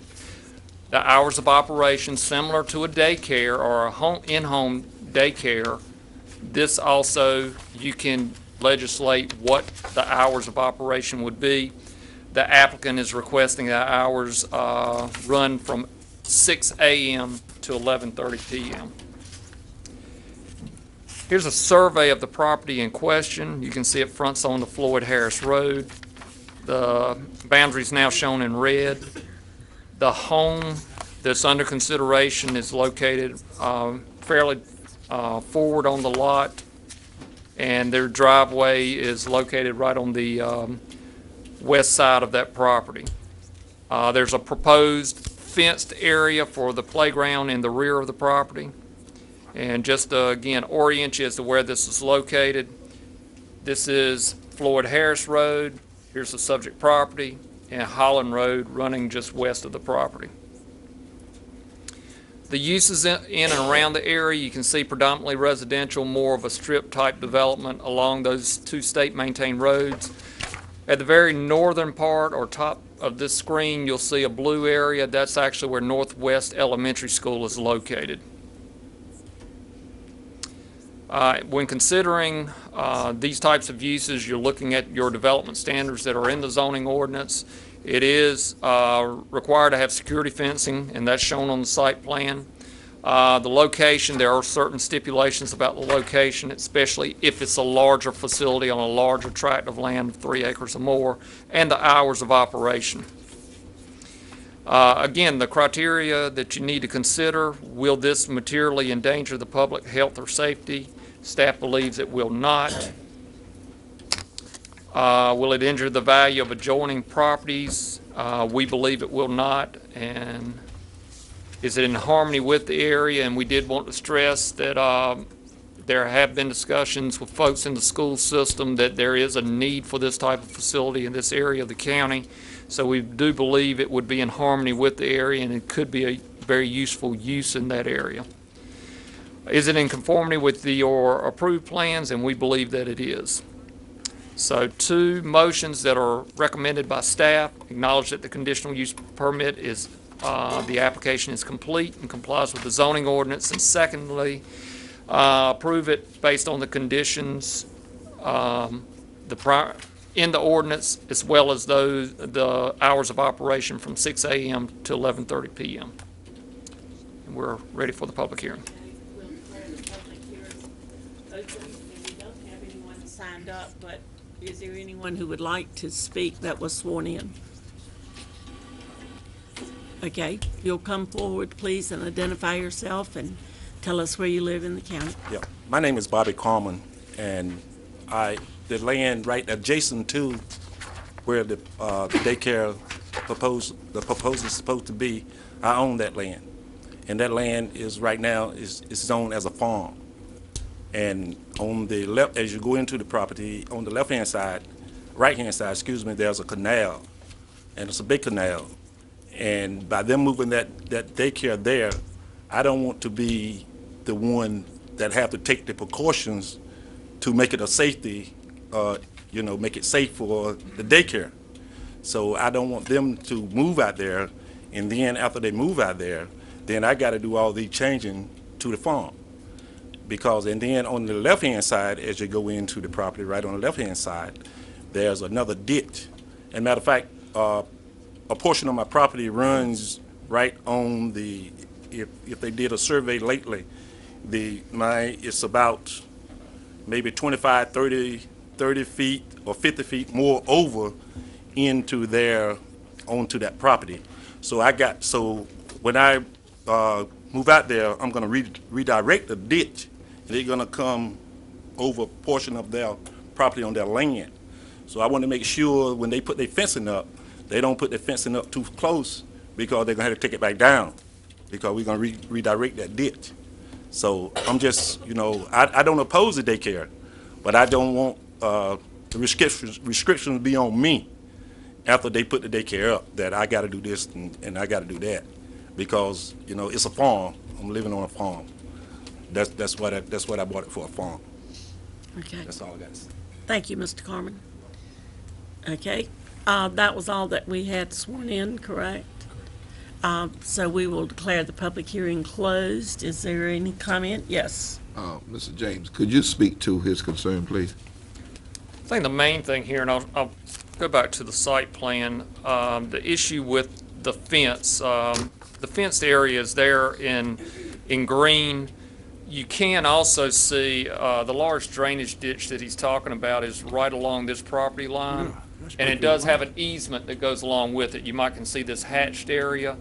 So there really should not be any improvements, whether it's a fenced area, even getting into trees or planting any vegetation. You need to remain outside of that easement. The easement is for purposes of maintaining the drainage feature there. So at this point, based on the site plan, there would not be any improvements within that drainage area or drainage easement area.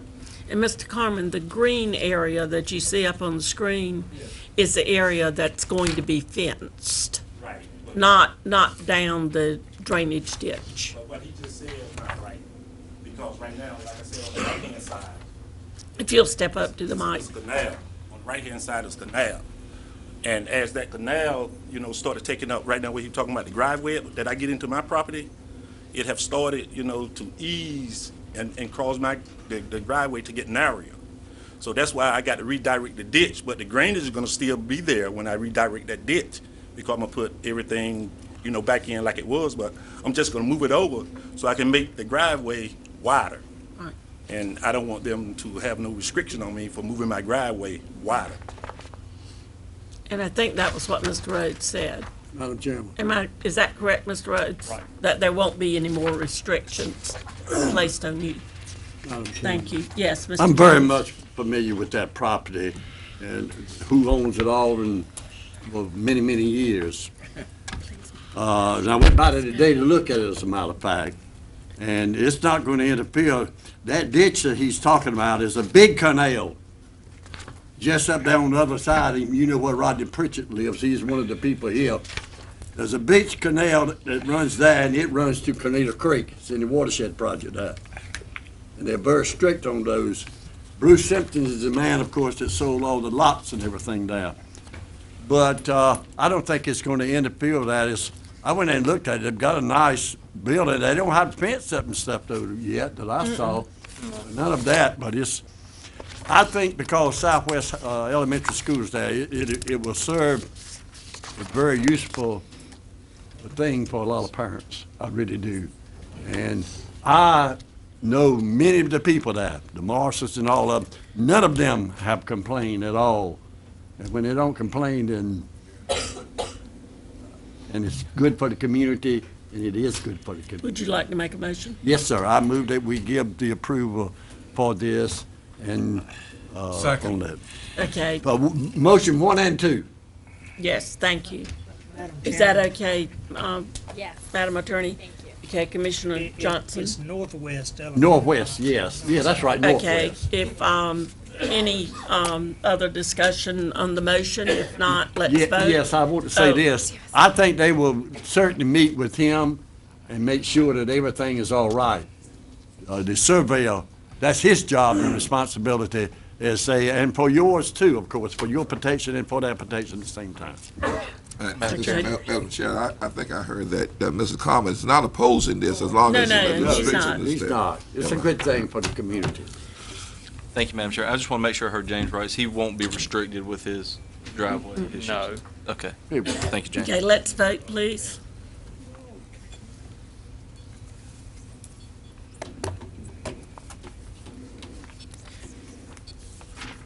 Okay, it passes. Thank you very much, Mr. you. Rhodes. And our next public hearing, Ms. Bryan.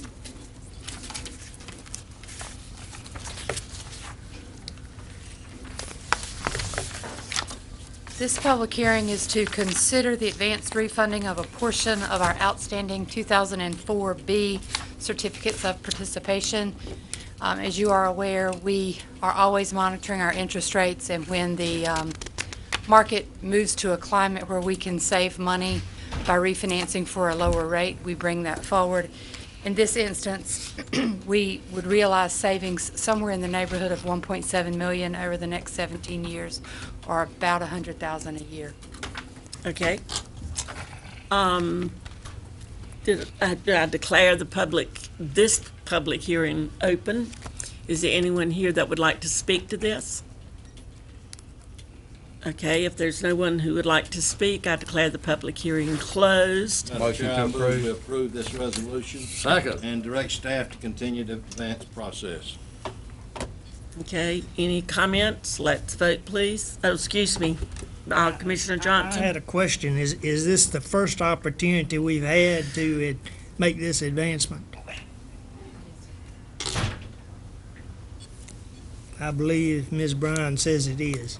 Yes, that's correct. Yes, she That's said it correct. is. They wanted to argue about the same. Okay, it passes. And now we have our public hearing for our fire service districts. Mr. Lee and Mr. Everett, you're back up. Thank you, Madam Chairman and Commissioners. And I know you said it was going to be short, but I hope you've been sitting here tonight. Yes, so. ma'am. Okay.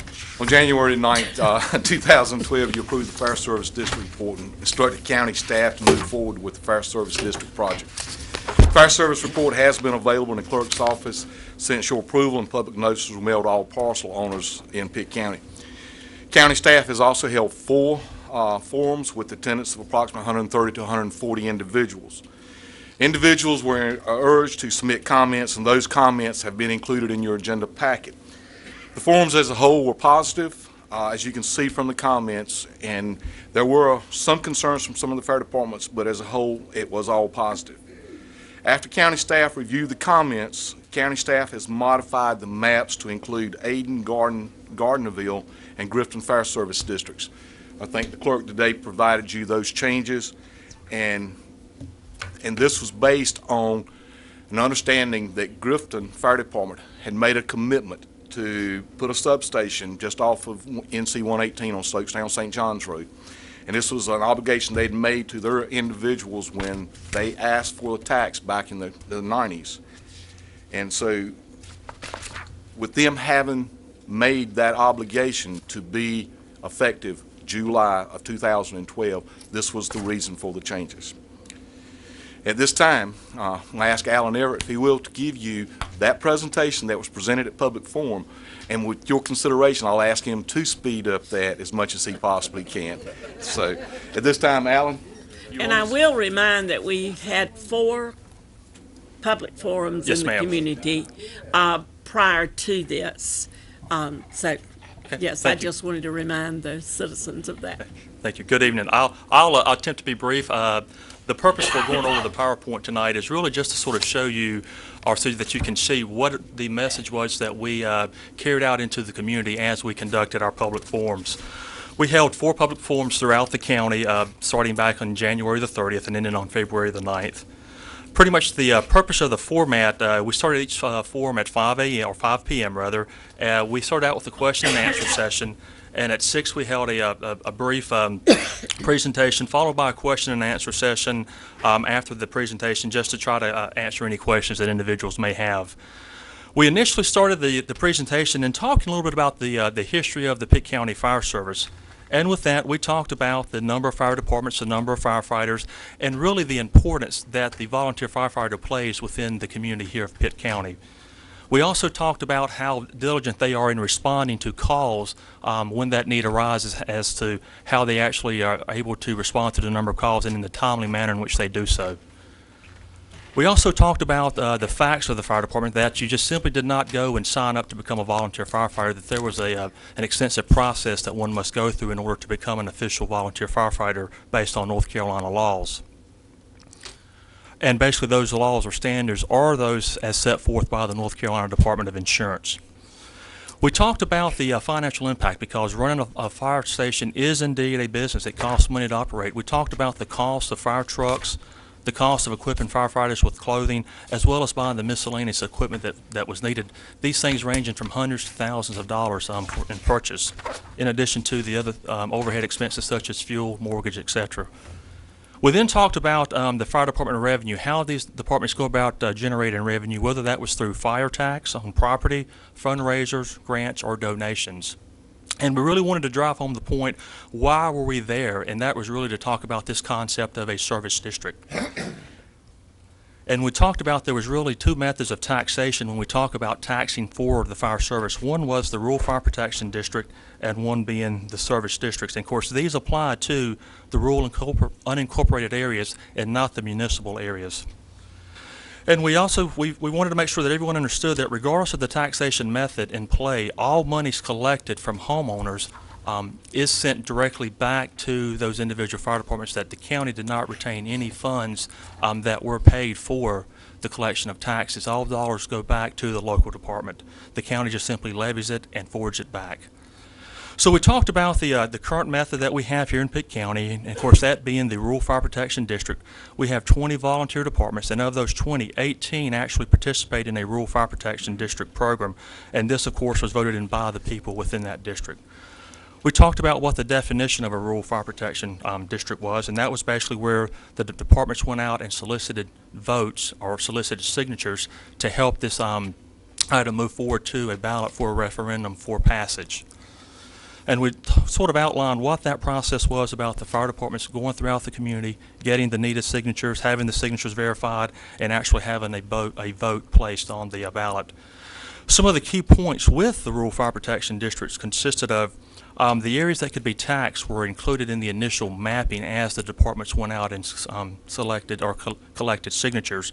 And with that, not every department included their entire district, only a portion. And this equated to the concept that we've talked about, free fire service. So we gave the example, if a fire department has a 6-mile district, but when they set up their Rural Fire Protection District mapping, if you will, they only included signatures for the first 5 miles, so therefore there was 1 mile of free fire service that was taking place. We tried to illustrate that using a map showing that we would call this Department A, and of course the red boundary was indeed the area that particular fire department A would respond to. The blue symbolized the area that was included in the taxation district, but the peach area was kind of that non-tax area. So you could see from this illustration, a fire department would respond to everything inside of that red border, but not everyone would be participating in taxes to benefit the department. And we talked about the process of how the county cannot just simply extend those districts basically from this previous map, that there is a process that it must go through.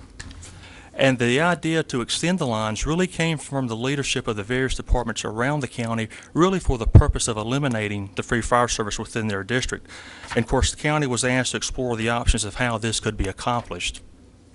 So with that idea, service districts came to be, and of course it was presented back here to the board, and we were indicated to move forward with this process.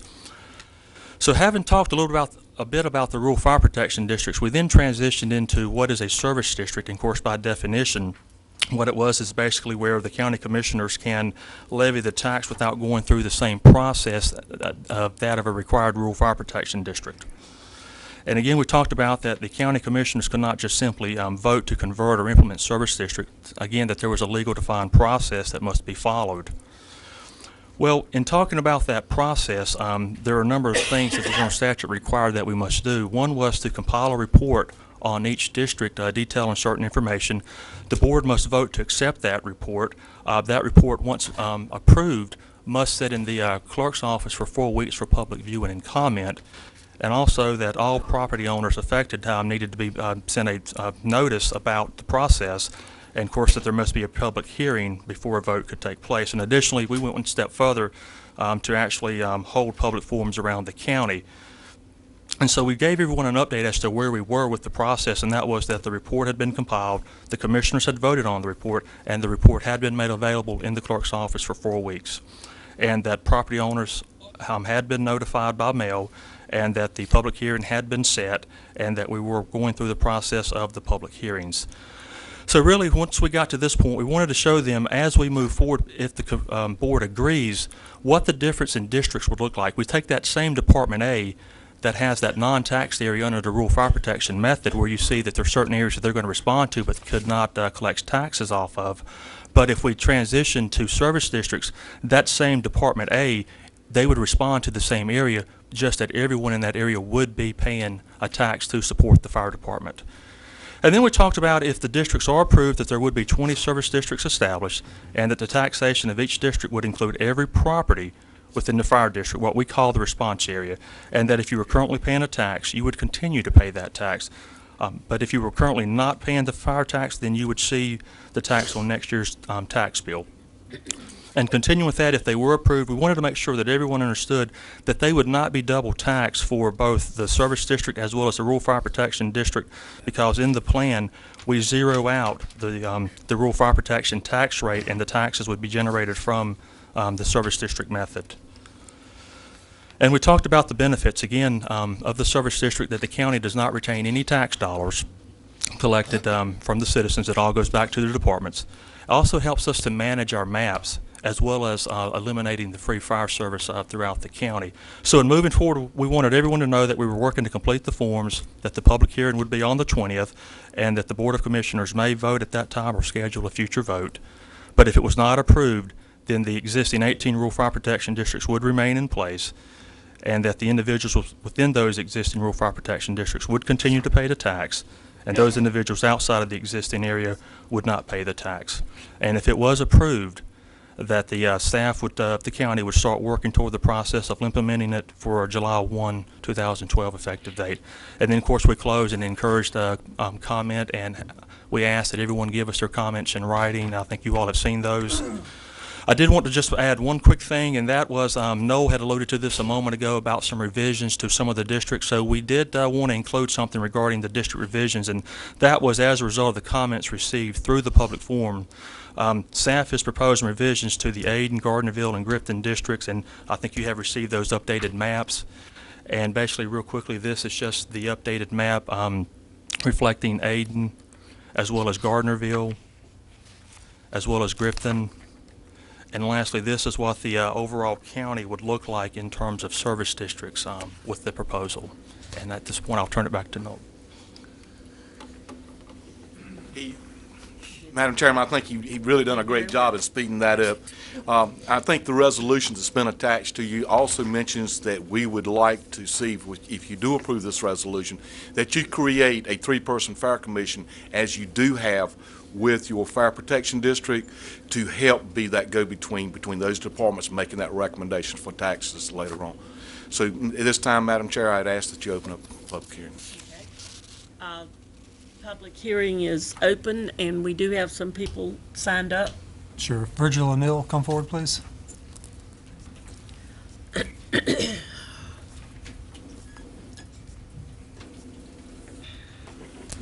Mr. James, kind of funny, we were talking about this in 1983 or 4, weren't we? We're talking about it again now. I went to the public forum at, I'm Virgil O'Neill, I'm with the Bellhop Fire Department. I went to the public forum in Bethel the other night, and North Pitt, and I was kind of surprised to hear out of Mr. Eugene's mouth that he supports this. As many of you know, I think Mr. Bowens and Mr. James are the only one on the board now that's been here the whole time. And Mr. James said that, and I got thinking, what did he just say? And on the way home, I had an epiphany. And Mr. Eugene, you've reaffirmed my faith that I'm going to heaven. Good. Because when I heard you say that, I said, Good hell, it's Lord froze appreciates that. Madam Commissioners, the Bellhop Fire Department had a special call meeting when this notice went out. And our department voted unanimously to not support this, that we would like to stay exactly where we're at. Getting back to where this thing started at, the staff is, this has been brought up at the County Association meeting 3 times, and we've been lied to for the whole time that what we told was going to happen has not happened. We were told that that we were going to only be dealing with property within the 5th mile in the county line, that the existing tax districts would not be affected, and that has not happened. That's farthest from the truth. The fire service was told from the beginning that the proposal would only concern the areas between the 5th mile and the county line.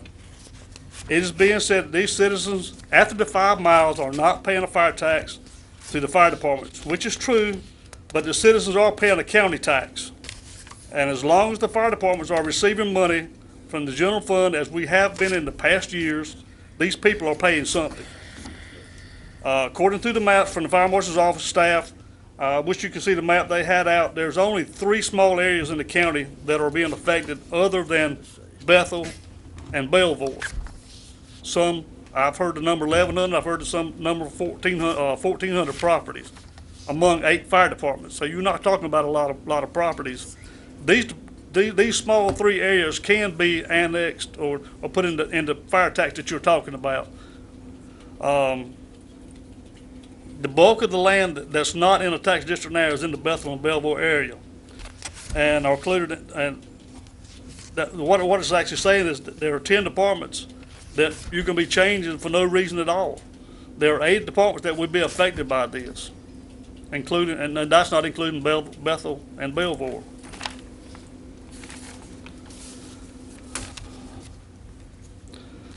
Another statement was made by the fire marshal's office that the county mandated to provide fire protection. Lee stated, we contract with the most valuable resources we have as our volunteers and volunteer fire departments. Without these volunteers, the county would be limited in the ability to provide fire protection. The county has no interest in controlling the fire departments or how they operate. And I agree with this statement. I don't think they do. But what they do want to do is control the money. And in the past, the county manager and the fire marshal's office has recommended stop paying the use of the radio. We used to have a radio contract for all the fire radios in the county that the county paid for. And about 3 or 4 years ago, that stopped. In the first year, the county gave us $2,000. After that, we've got nothing out of that. And I've been in this stuff for about 40 years or so now. And the next thing that's going to happen is the county's going to stop paying the workers' comp. And they're going to say, well, you need to take that money and add it to your tax district. Then the next thing that's going to happen is the county's going to stop giving us $10,000 that we're getting out of the general fund, and it's going to say, put that on your tax district. So the tax rates are going to be going up when the county stop providing these services, which I feel comfortable that's what's going to happen. I will say one more thing. I don't think that anyone in the fire service would object if you, the commissioners, voted the fire service tax district in for Bethel or Belvoir, either one. And there are only just a few parcels left out there. But I don't think anyone would have an objection if you told those two departments to do the same thing you told a lot of the rest of us to do. Go out and work for it.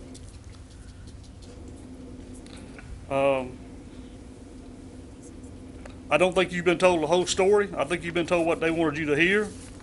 And Mr. Eugene, as you said, if it ain't broke, don't mess with it. Thank you. Okay, the next person, and when this next person is called, the radio system, do we not have anything to do with the radio system with volunteer fire? What he was referring to was the maintenance. The maintenance got so high that during the budget processes. Oh, I understand the maintenance, but we still. It's not maintenance, no ma'am, yes, the radio, that is still ongoing. I thought we did, it was kind of. Right, it's a $5 million system with debt service of $500,000 for the next 10 years. We're doing on behalf of public safety, so. Exactly, so I just kind of wanted the public to realize that there were radios out there from the county. Okay, the next person.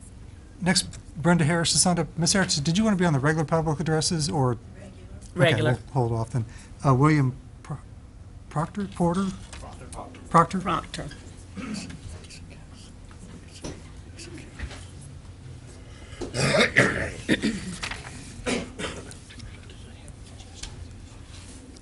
William Proctor with the Falcon Fire Department. Like a version, I got about 40 years in. We were told also if we needed funding, get out and get a tax, so that's what we did. We also went a step farther. The people paying the tax are now my board members. Before we ever voted in, we went out in the district, and 9 of the people that sit on our board are the taxpayers. They're not affiliated with the fire department at all, except for how they tell me to spend the money. We've sent an email in to Allen concerned to this. They don't want it changed. If we're addressing to the issue of the taxpayers, they don't want it changed. We're making budget. We'll provide accurate service. We're doing everything we need to do that's expected of us. So if we're listening to the taxpayers, we won't be changing. And thank you. Okay, Barry Wood.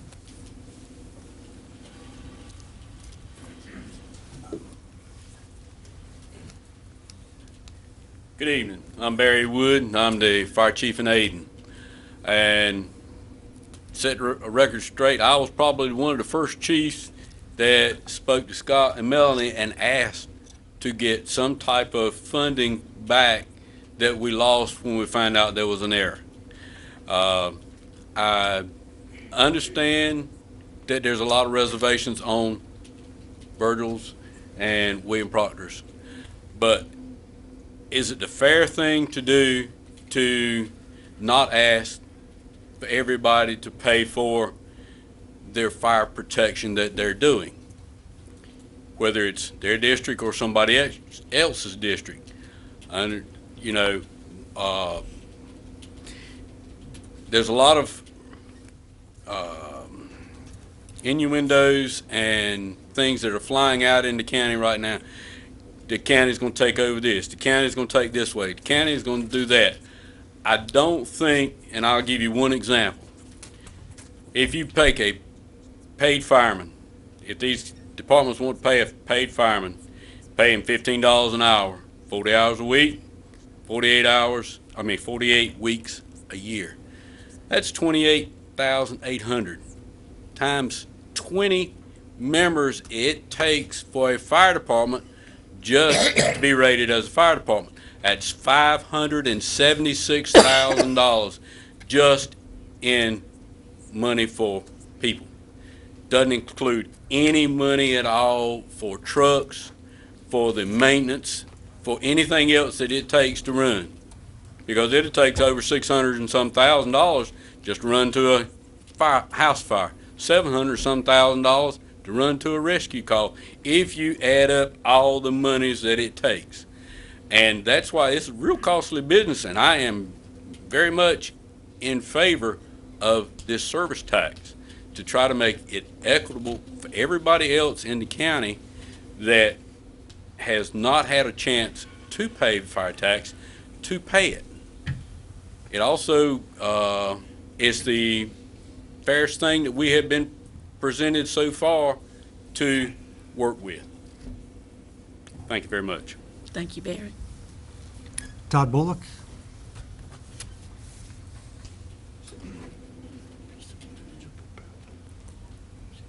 Good evening. I'm Todd Bullock. I'm the town manager for Bethel. I'm also a retired fire chief. I want to thank the board and its staff for putting forth this proposition. It is the fairest and it is the most equitable thing that you can do to support the fire departments. So I'm here to speak for it. Thank you very much. Okay, thank you. Is that it? Yeah, there's an audience. Okay, anyone else? Okay. My name is Bobby Norville. I'm with the Falcon Fire Department also. And I'd just like to say I'm a firm believer in everybody needing to pay for their fair part. But I think there's other options that are out there. You know, the presentation you showed was one option. And I think you should be given all options of other ways to have everybody pay their part. And I think that would be better for everyone considering. That way the people that want to stay like they are could stay like they are, and people that need help get the help they need. Thank you. Okay. Yes, if you'll come forward, and then if you'll come forward.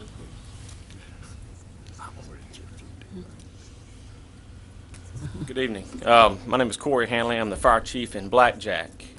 As Chief Wood alluded, I too am providing free fire service to an area of my district.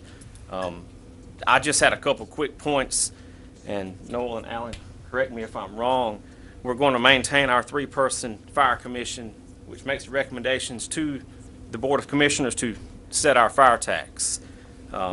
If the department is currently taxing everyone in their district, basically all they're doing is simply changing the name of their current tax rate. They should not lose any revenue in this process. So my question is simply, I just don't see why it would be much of a decision to make. It will assist departments such as myself that are providing free fire service outside of our current taxation district, and otherwise not affect any other departments within the county. I understand there's some issues that they've got. Don't quite understand them, but that's perfectly fine. I just want to state my support of it. I do wish you would take a stand on it, go ahead and vote on it. We're in the process of our budgeting for the upcoming year, and it would certainly help our budget items to have a clear picture of what revenue we could anticipate for the funding of the upcoming fiscal year. Thank you. Thank you very much. And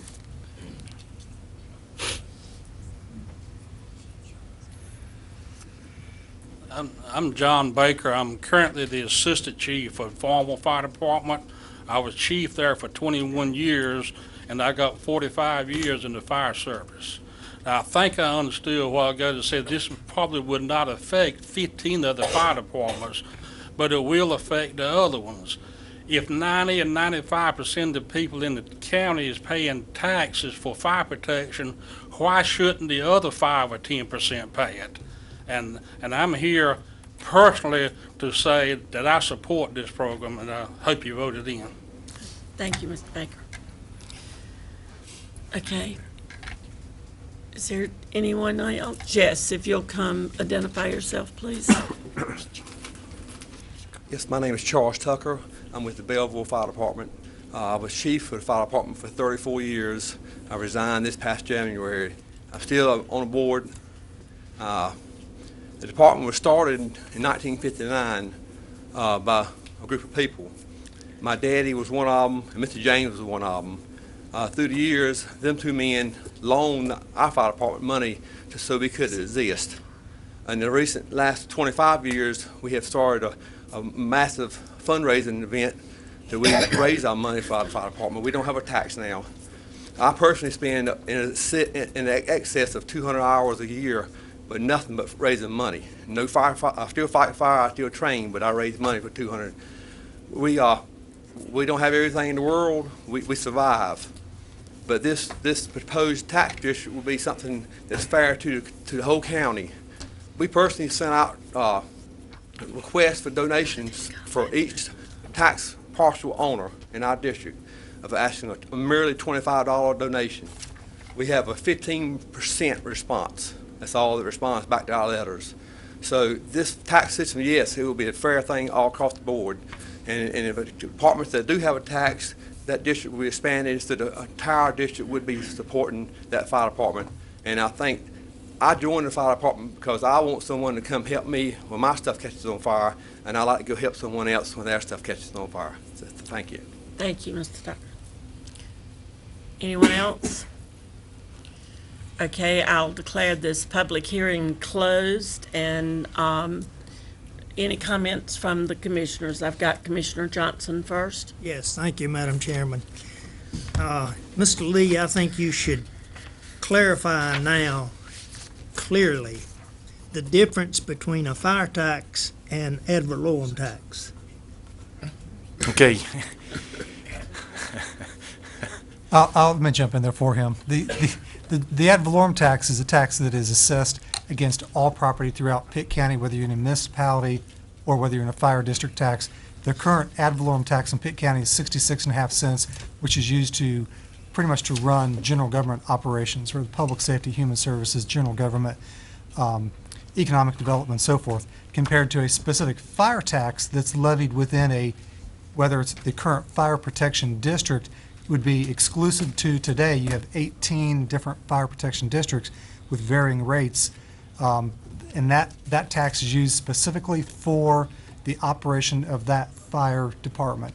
And Pitt County collects 100% of that tax for the department, and Pitt County passes 100% of that tax on to each and individual fire department specifically for fire protection in their district. However, some ad valorem taxes go toward fire departments. Yes, we do appropriate to each of the 20 fire departments. Remember, there's 20. 2 of them today do not have a tax, so you have 18 that have tax districts. Pitt County appropriates $10,000 per squad to every department for general purposes, and part of that thought is for mutual aid, whether they're coming into a municipality helping another department. Also, we do, is it $10 per call? Do $10 per call. Virgil alluded to, we do pay the workers' comp for each one of the 20 departments, and we do offer them $10,000 towards the purchase of a new truck twice in 20 years. Twice in how many years? 20 years, because you look at the life expectancy of a truck of being 20, so you're looking at an engine. What's one for $10,000 for a pumper and $10,000 for a tanker? Tanker. So it's really 2 opportunities. Just $20,000 in a 20-year period. I think it's important that we have clarity on these particular issues, and the differences arise. Part of the differences arise where we have the 2 districts who do not have a fire tax. Is that correct? That is correct, plus some of those other areas that are not taxed. And in fact, early on, one of our biggest problems was with Bethel serving areas of people who were not paying a fire tax. Is that correct? That's correct. Okay, thank you, Mr. Chairman, Madam Chairman. Mr. McLaughlin. Thank you, Madam Chair. First of all, Madam Chair, if it's okay with you, I'd like to recognize our town commissioner from Bethel, Gloria Steen Brown. I think she's back there in the back. Elected official. After hearing all that I've heard, Madam Chair, I'd like to just make a motion at this time that we concur with the staff recommendation to approve this fire service district resolution creating 20 fire service district after the hearing what has been said. So I'd like to make a motion for approval. We have a motion and a second. And any discussion? I had Mr. Owens down. Thank you, Madam Chair.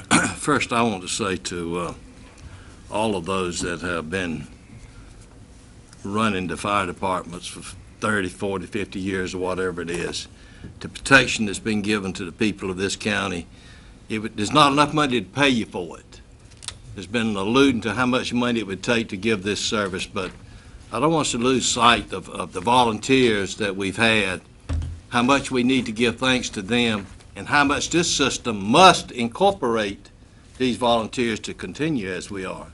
I think the advantage of what's been presented here, if I understand what's been said, is that you got the same fire service district now with the 20 as the same taxing for fire district, and that the money that is derived from that will be sent back to the 20 fire departments to spend the money as they see fit.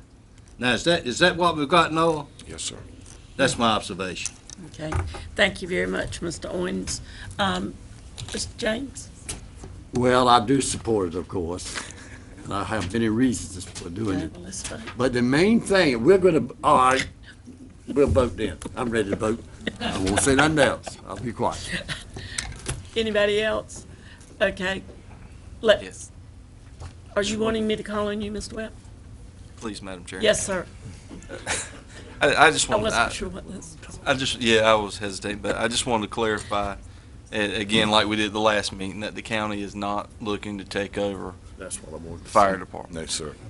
We can't afford it, for one, as Chief Wood outlined how much it would cost just to keep it, to have people on staff for us to run. As I stated at one of the public forums, that's one of the most valuable resources that the county has, is the volunteers in the fire service. And I would also just reach out to the fellow commissioners and not monkey with the tax rates once they expand, because then we'll be right back here next year having to discuss what to do with it to generate the revenue that we allow the status quo to continue with as far as the tax rates go, so that they do incur the extra. Okay, we won't look in that crystal ball yet. Not yet. Okay. And I think that was certainly what Commissioner Owens was saying, what Mr. James was saying. That's exactly right. Every commissioner on this board honors all of our volunteer firemen and the job that they have done up to now, and we are expecting it to continue with the fine manpower and woman power that we have out there working for the citizens of this county. And I really think that this is going to benefit and make the volunteer program even better. So let's vote. I wanted to say, let me, since she wanted to vote, wouldn't let us vote, but we want each department to run its own, and we want to keep county government out of it, let you spend your money the way that you think it ought to be spent. I believe that wholeheartedly. And we'll leave it alone. And the motion is to approve the fire service district resolution creating the 25 service districts. So that's what we're actually voting on. Yes, we've amended before you today with the maps at your Yes, place. sir, with the new amended ones. And now we're ready to vote. Hit the buttons, gentlemen. Start your engines. Okay. And it passes unanimously. Thank you all for coming tonight. We really appreciate it. Our public address to the board. We have 3 people signed up. Go on and call them. Let's get started. Okay, we have Bill Biddlecombe,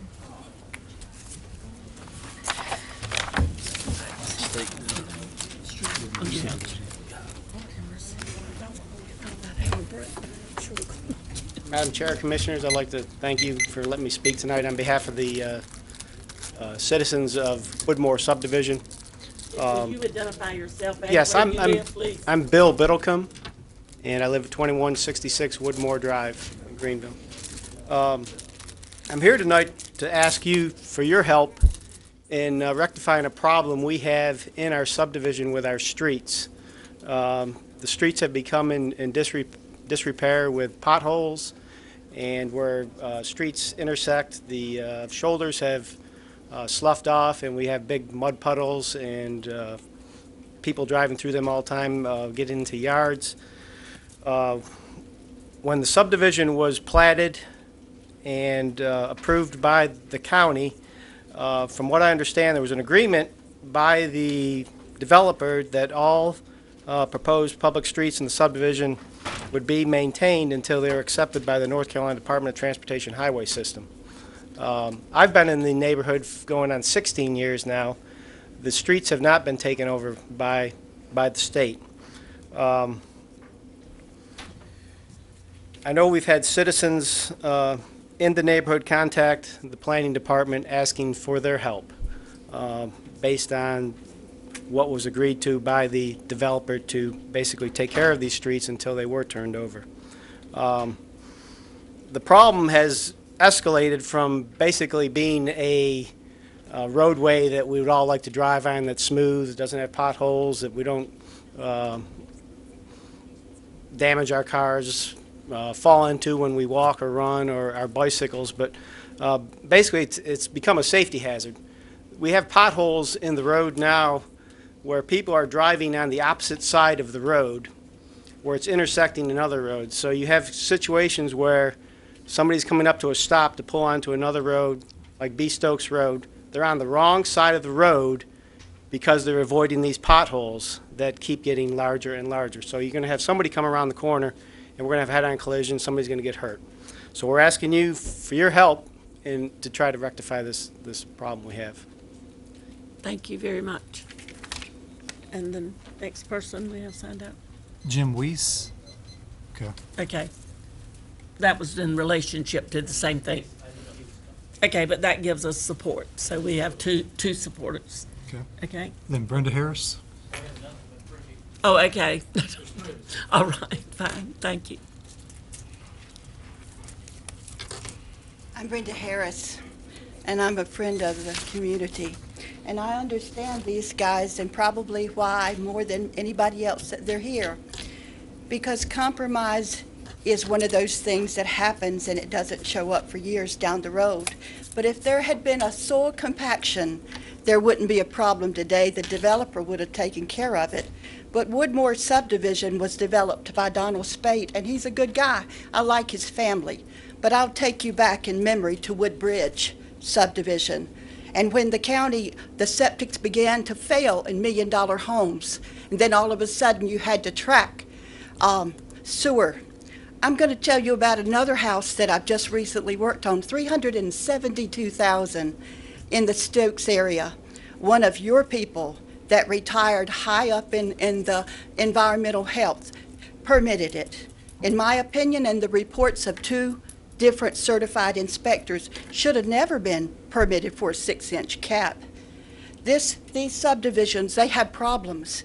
They're even getting breaks on present use because they have inroads into your present use approvals in the tax department. And you look at me and you say, why is she here? I'm here because the grace of God not only gave me life, but it keeps me. I had a meeting with your county attorney, and this is what I'm asking you. These people are crying to you for help, and I'm going to tell them how to get to your liability insurance, because the problem happened when an employee said, okay, that's all right, and they didn't think what it was going to be like 10 years down the road. Some of these subdivisions were put on the ground for whatever the reasons. In this $372,000 one, they don't have the space to expand it. That bank is on the line for a lot of red ink, and guess what? A nephew did it for his uncle. That is 90 days before he sold the property. Now, you don't want to hear hard facts. But I sat down with your county attorney, and she's a smart cookie. Do you understand? She is sharp. Get a steering committee together. I'd like for Commissioner Webb to serve on it, and Jimmy Garris to serve on it. I would like for Mark Owens, because he's an attorney, and he understands the liability that this county has. You not only have tax problems, folks. I showed your county attorney. You've got people chasing $40,000 in taxes and letting $40 in taxes go. Under Title 18, subsection 242, that is a civil rights violation. So if you're going to attack the budget problems this year, understand there's a water lawsuit in the mix. Groundwater contamination. People get sick. Understand that you've got septic issues that are going to have to be identified. Understand you have value issues. Understand you have a tax department that needs an attorney before you take people's bank accounts like was done last week, because I get calls, and if you send out a letter, guess what? You're supposed to wait until that letter's received and picked up before you take the money. Statute is statute, but you need to read the whole book.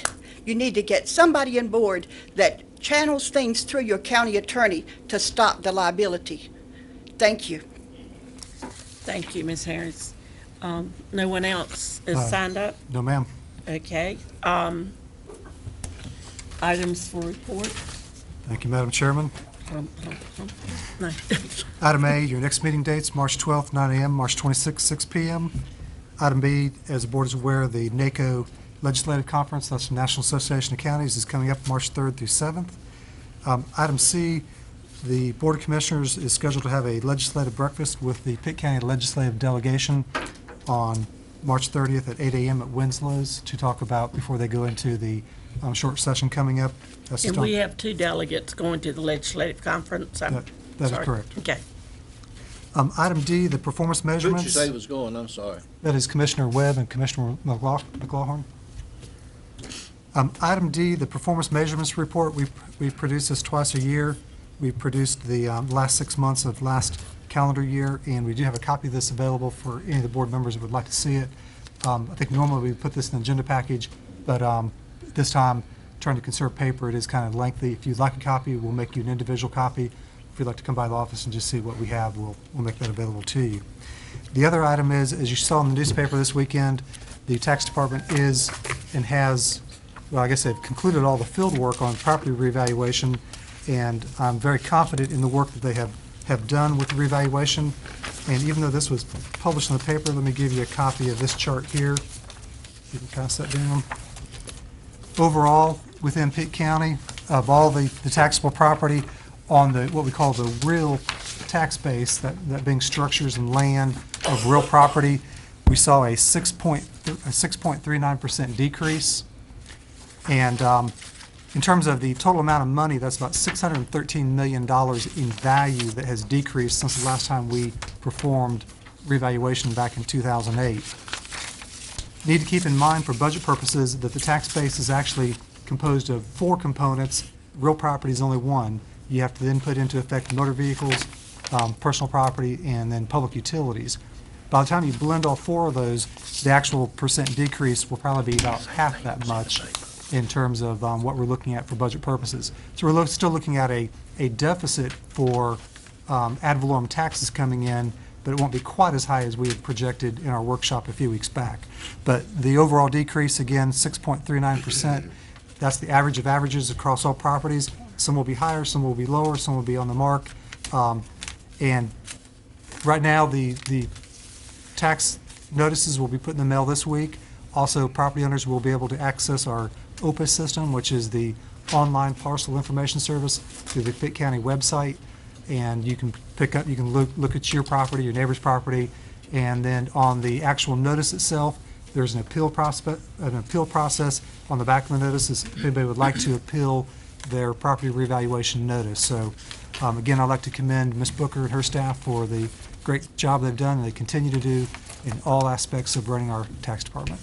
Thank you. Okay, thank you very much. I will entertain a motion to approve the consent agenda. Second. Okay, let's vote, please.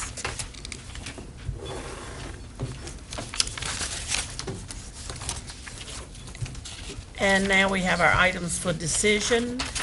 The first is to inactivate the Wild Game Advisory Committee. Do I hear a motion?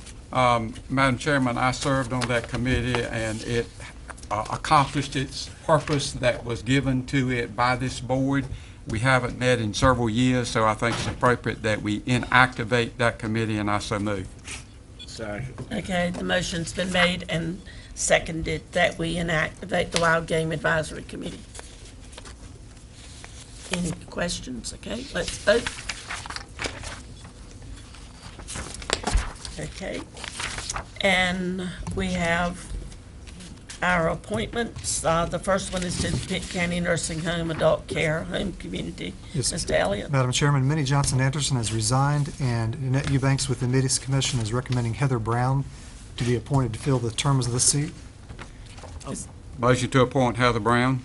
Second. Okay. May I make a comment? Yes, sir.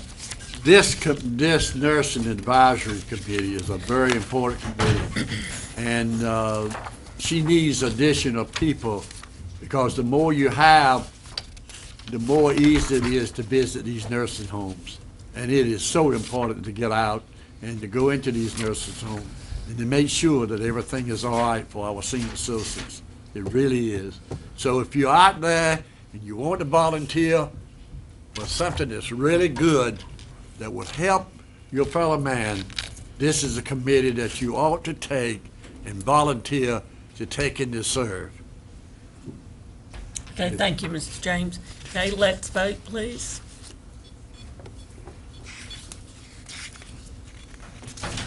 Okay, our next appointment is a reappointment to the Aden Planning Board. Yes, Madam Chairman, Garland Vedder's term on this board has expired. He has exceeded the number of terms. It is being recommended he be reappointed as an exception to your policy for reappointment. I motion we make the exception and appoint Garland Vedder. Second. Okay, let's vote.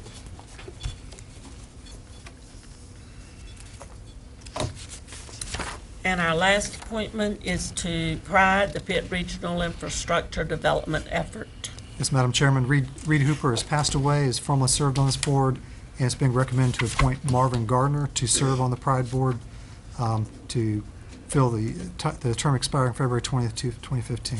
So moved, Madam Chairman.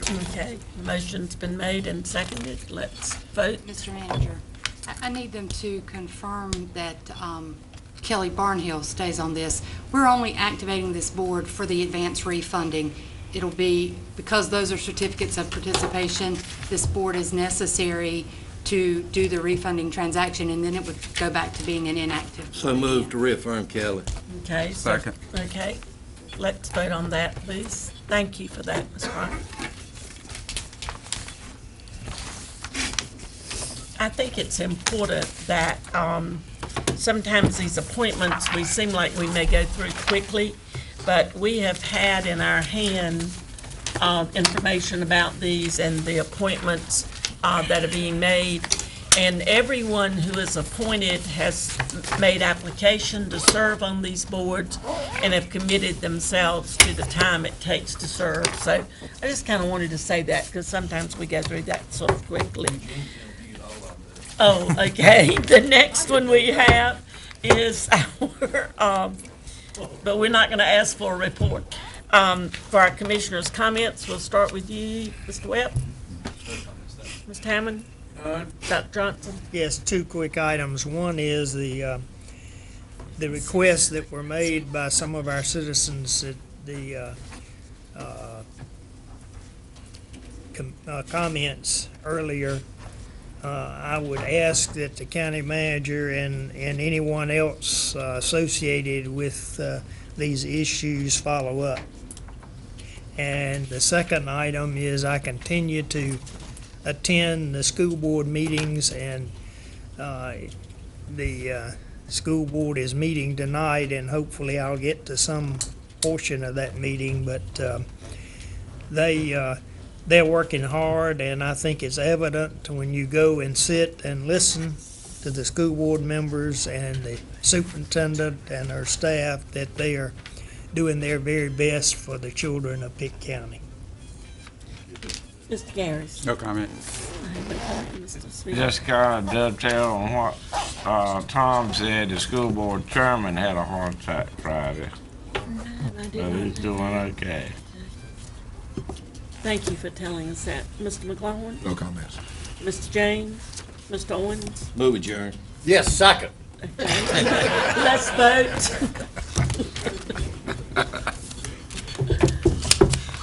Thank you, Madam Chair. Yes, thank you all, gentlemen.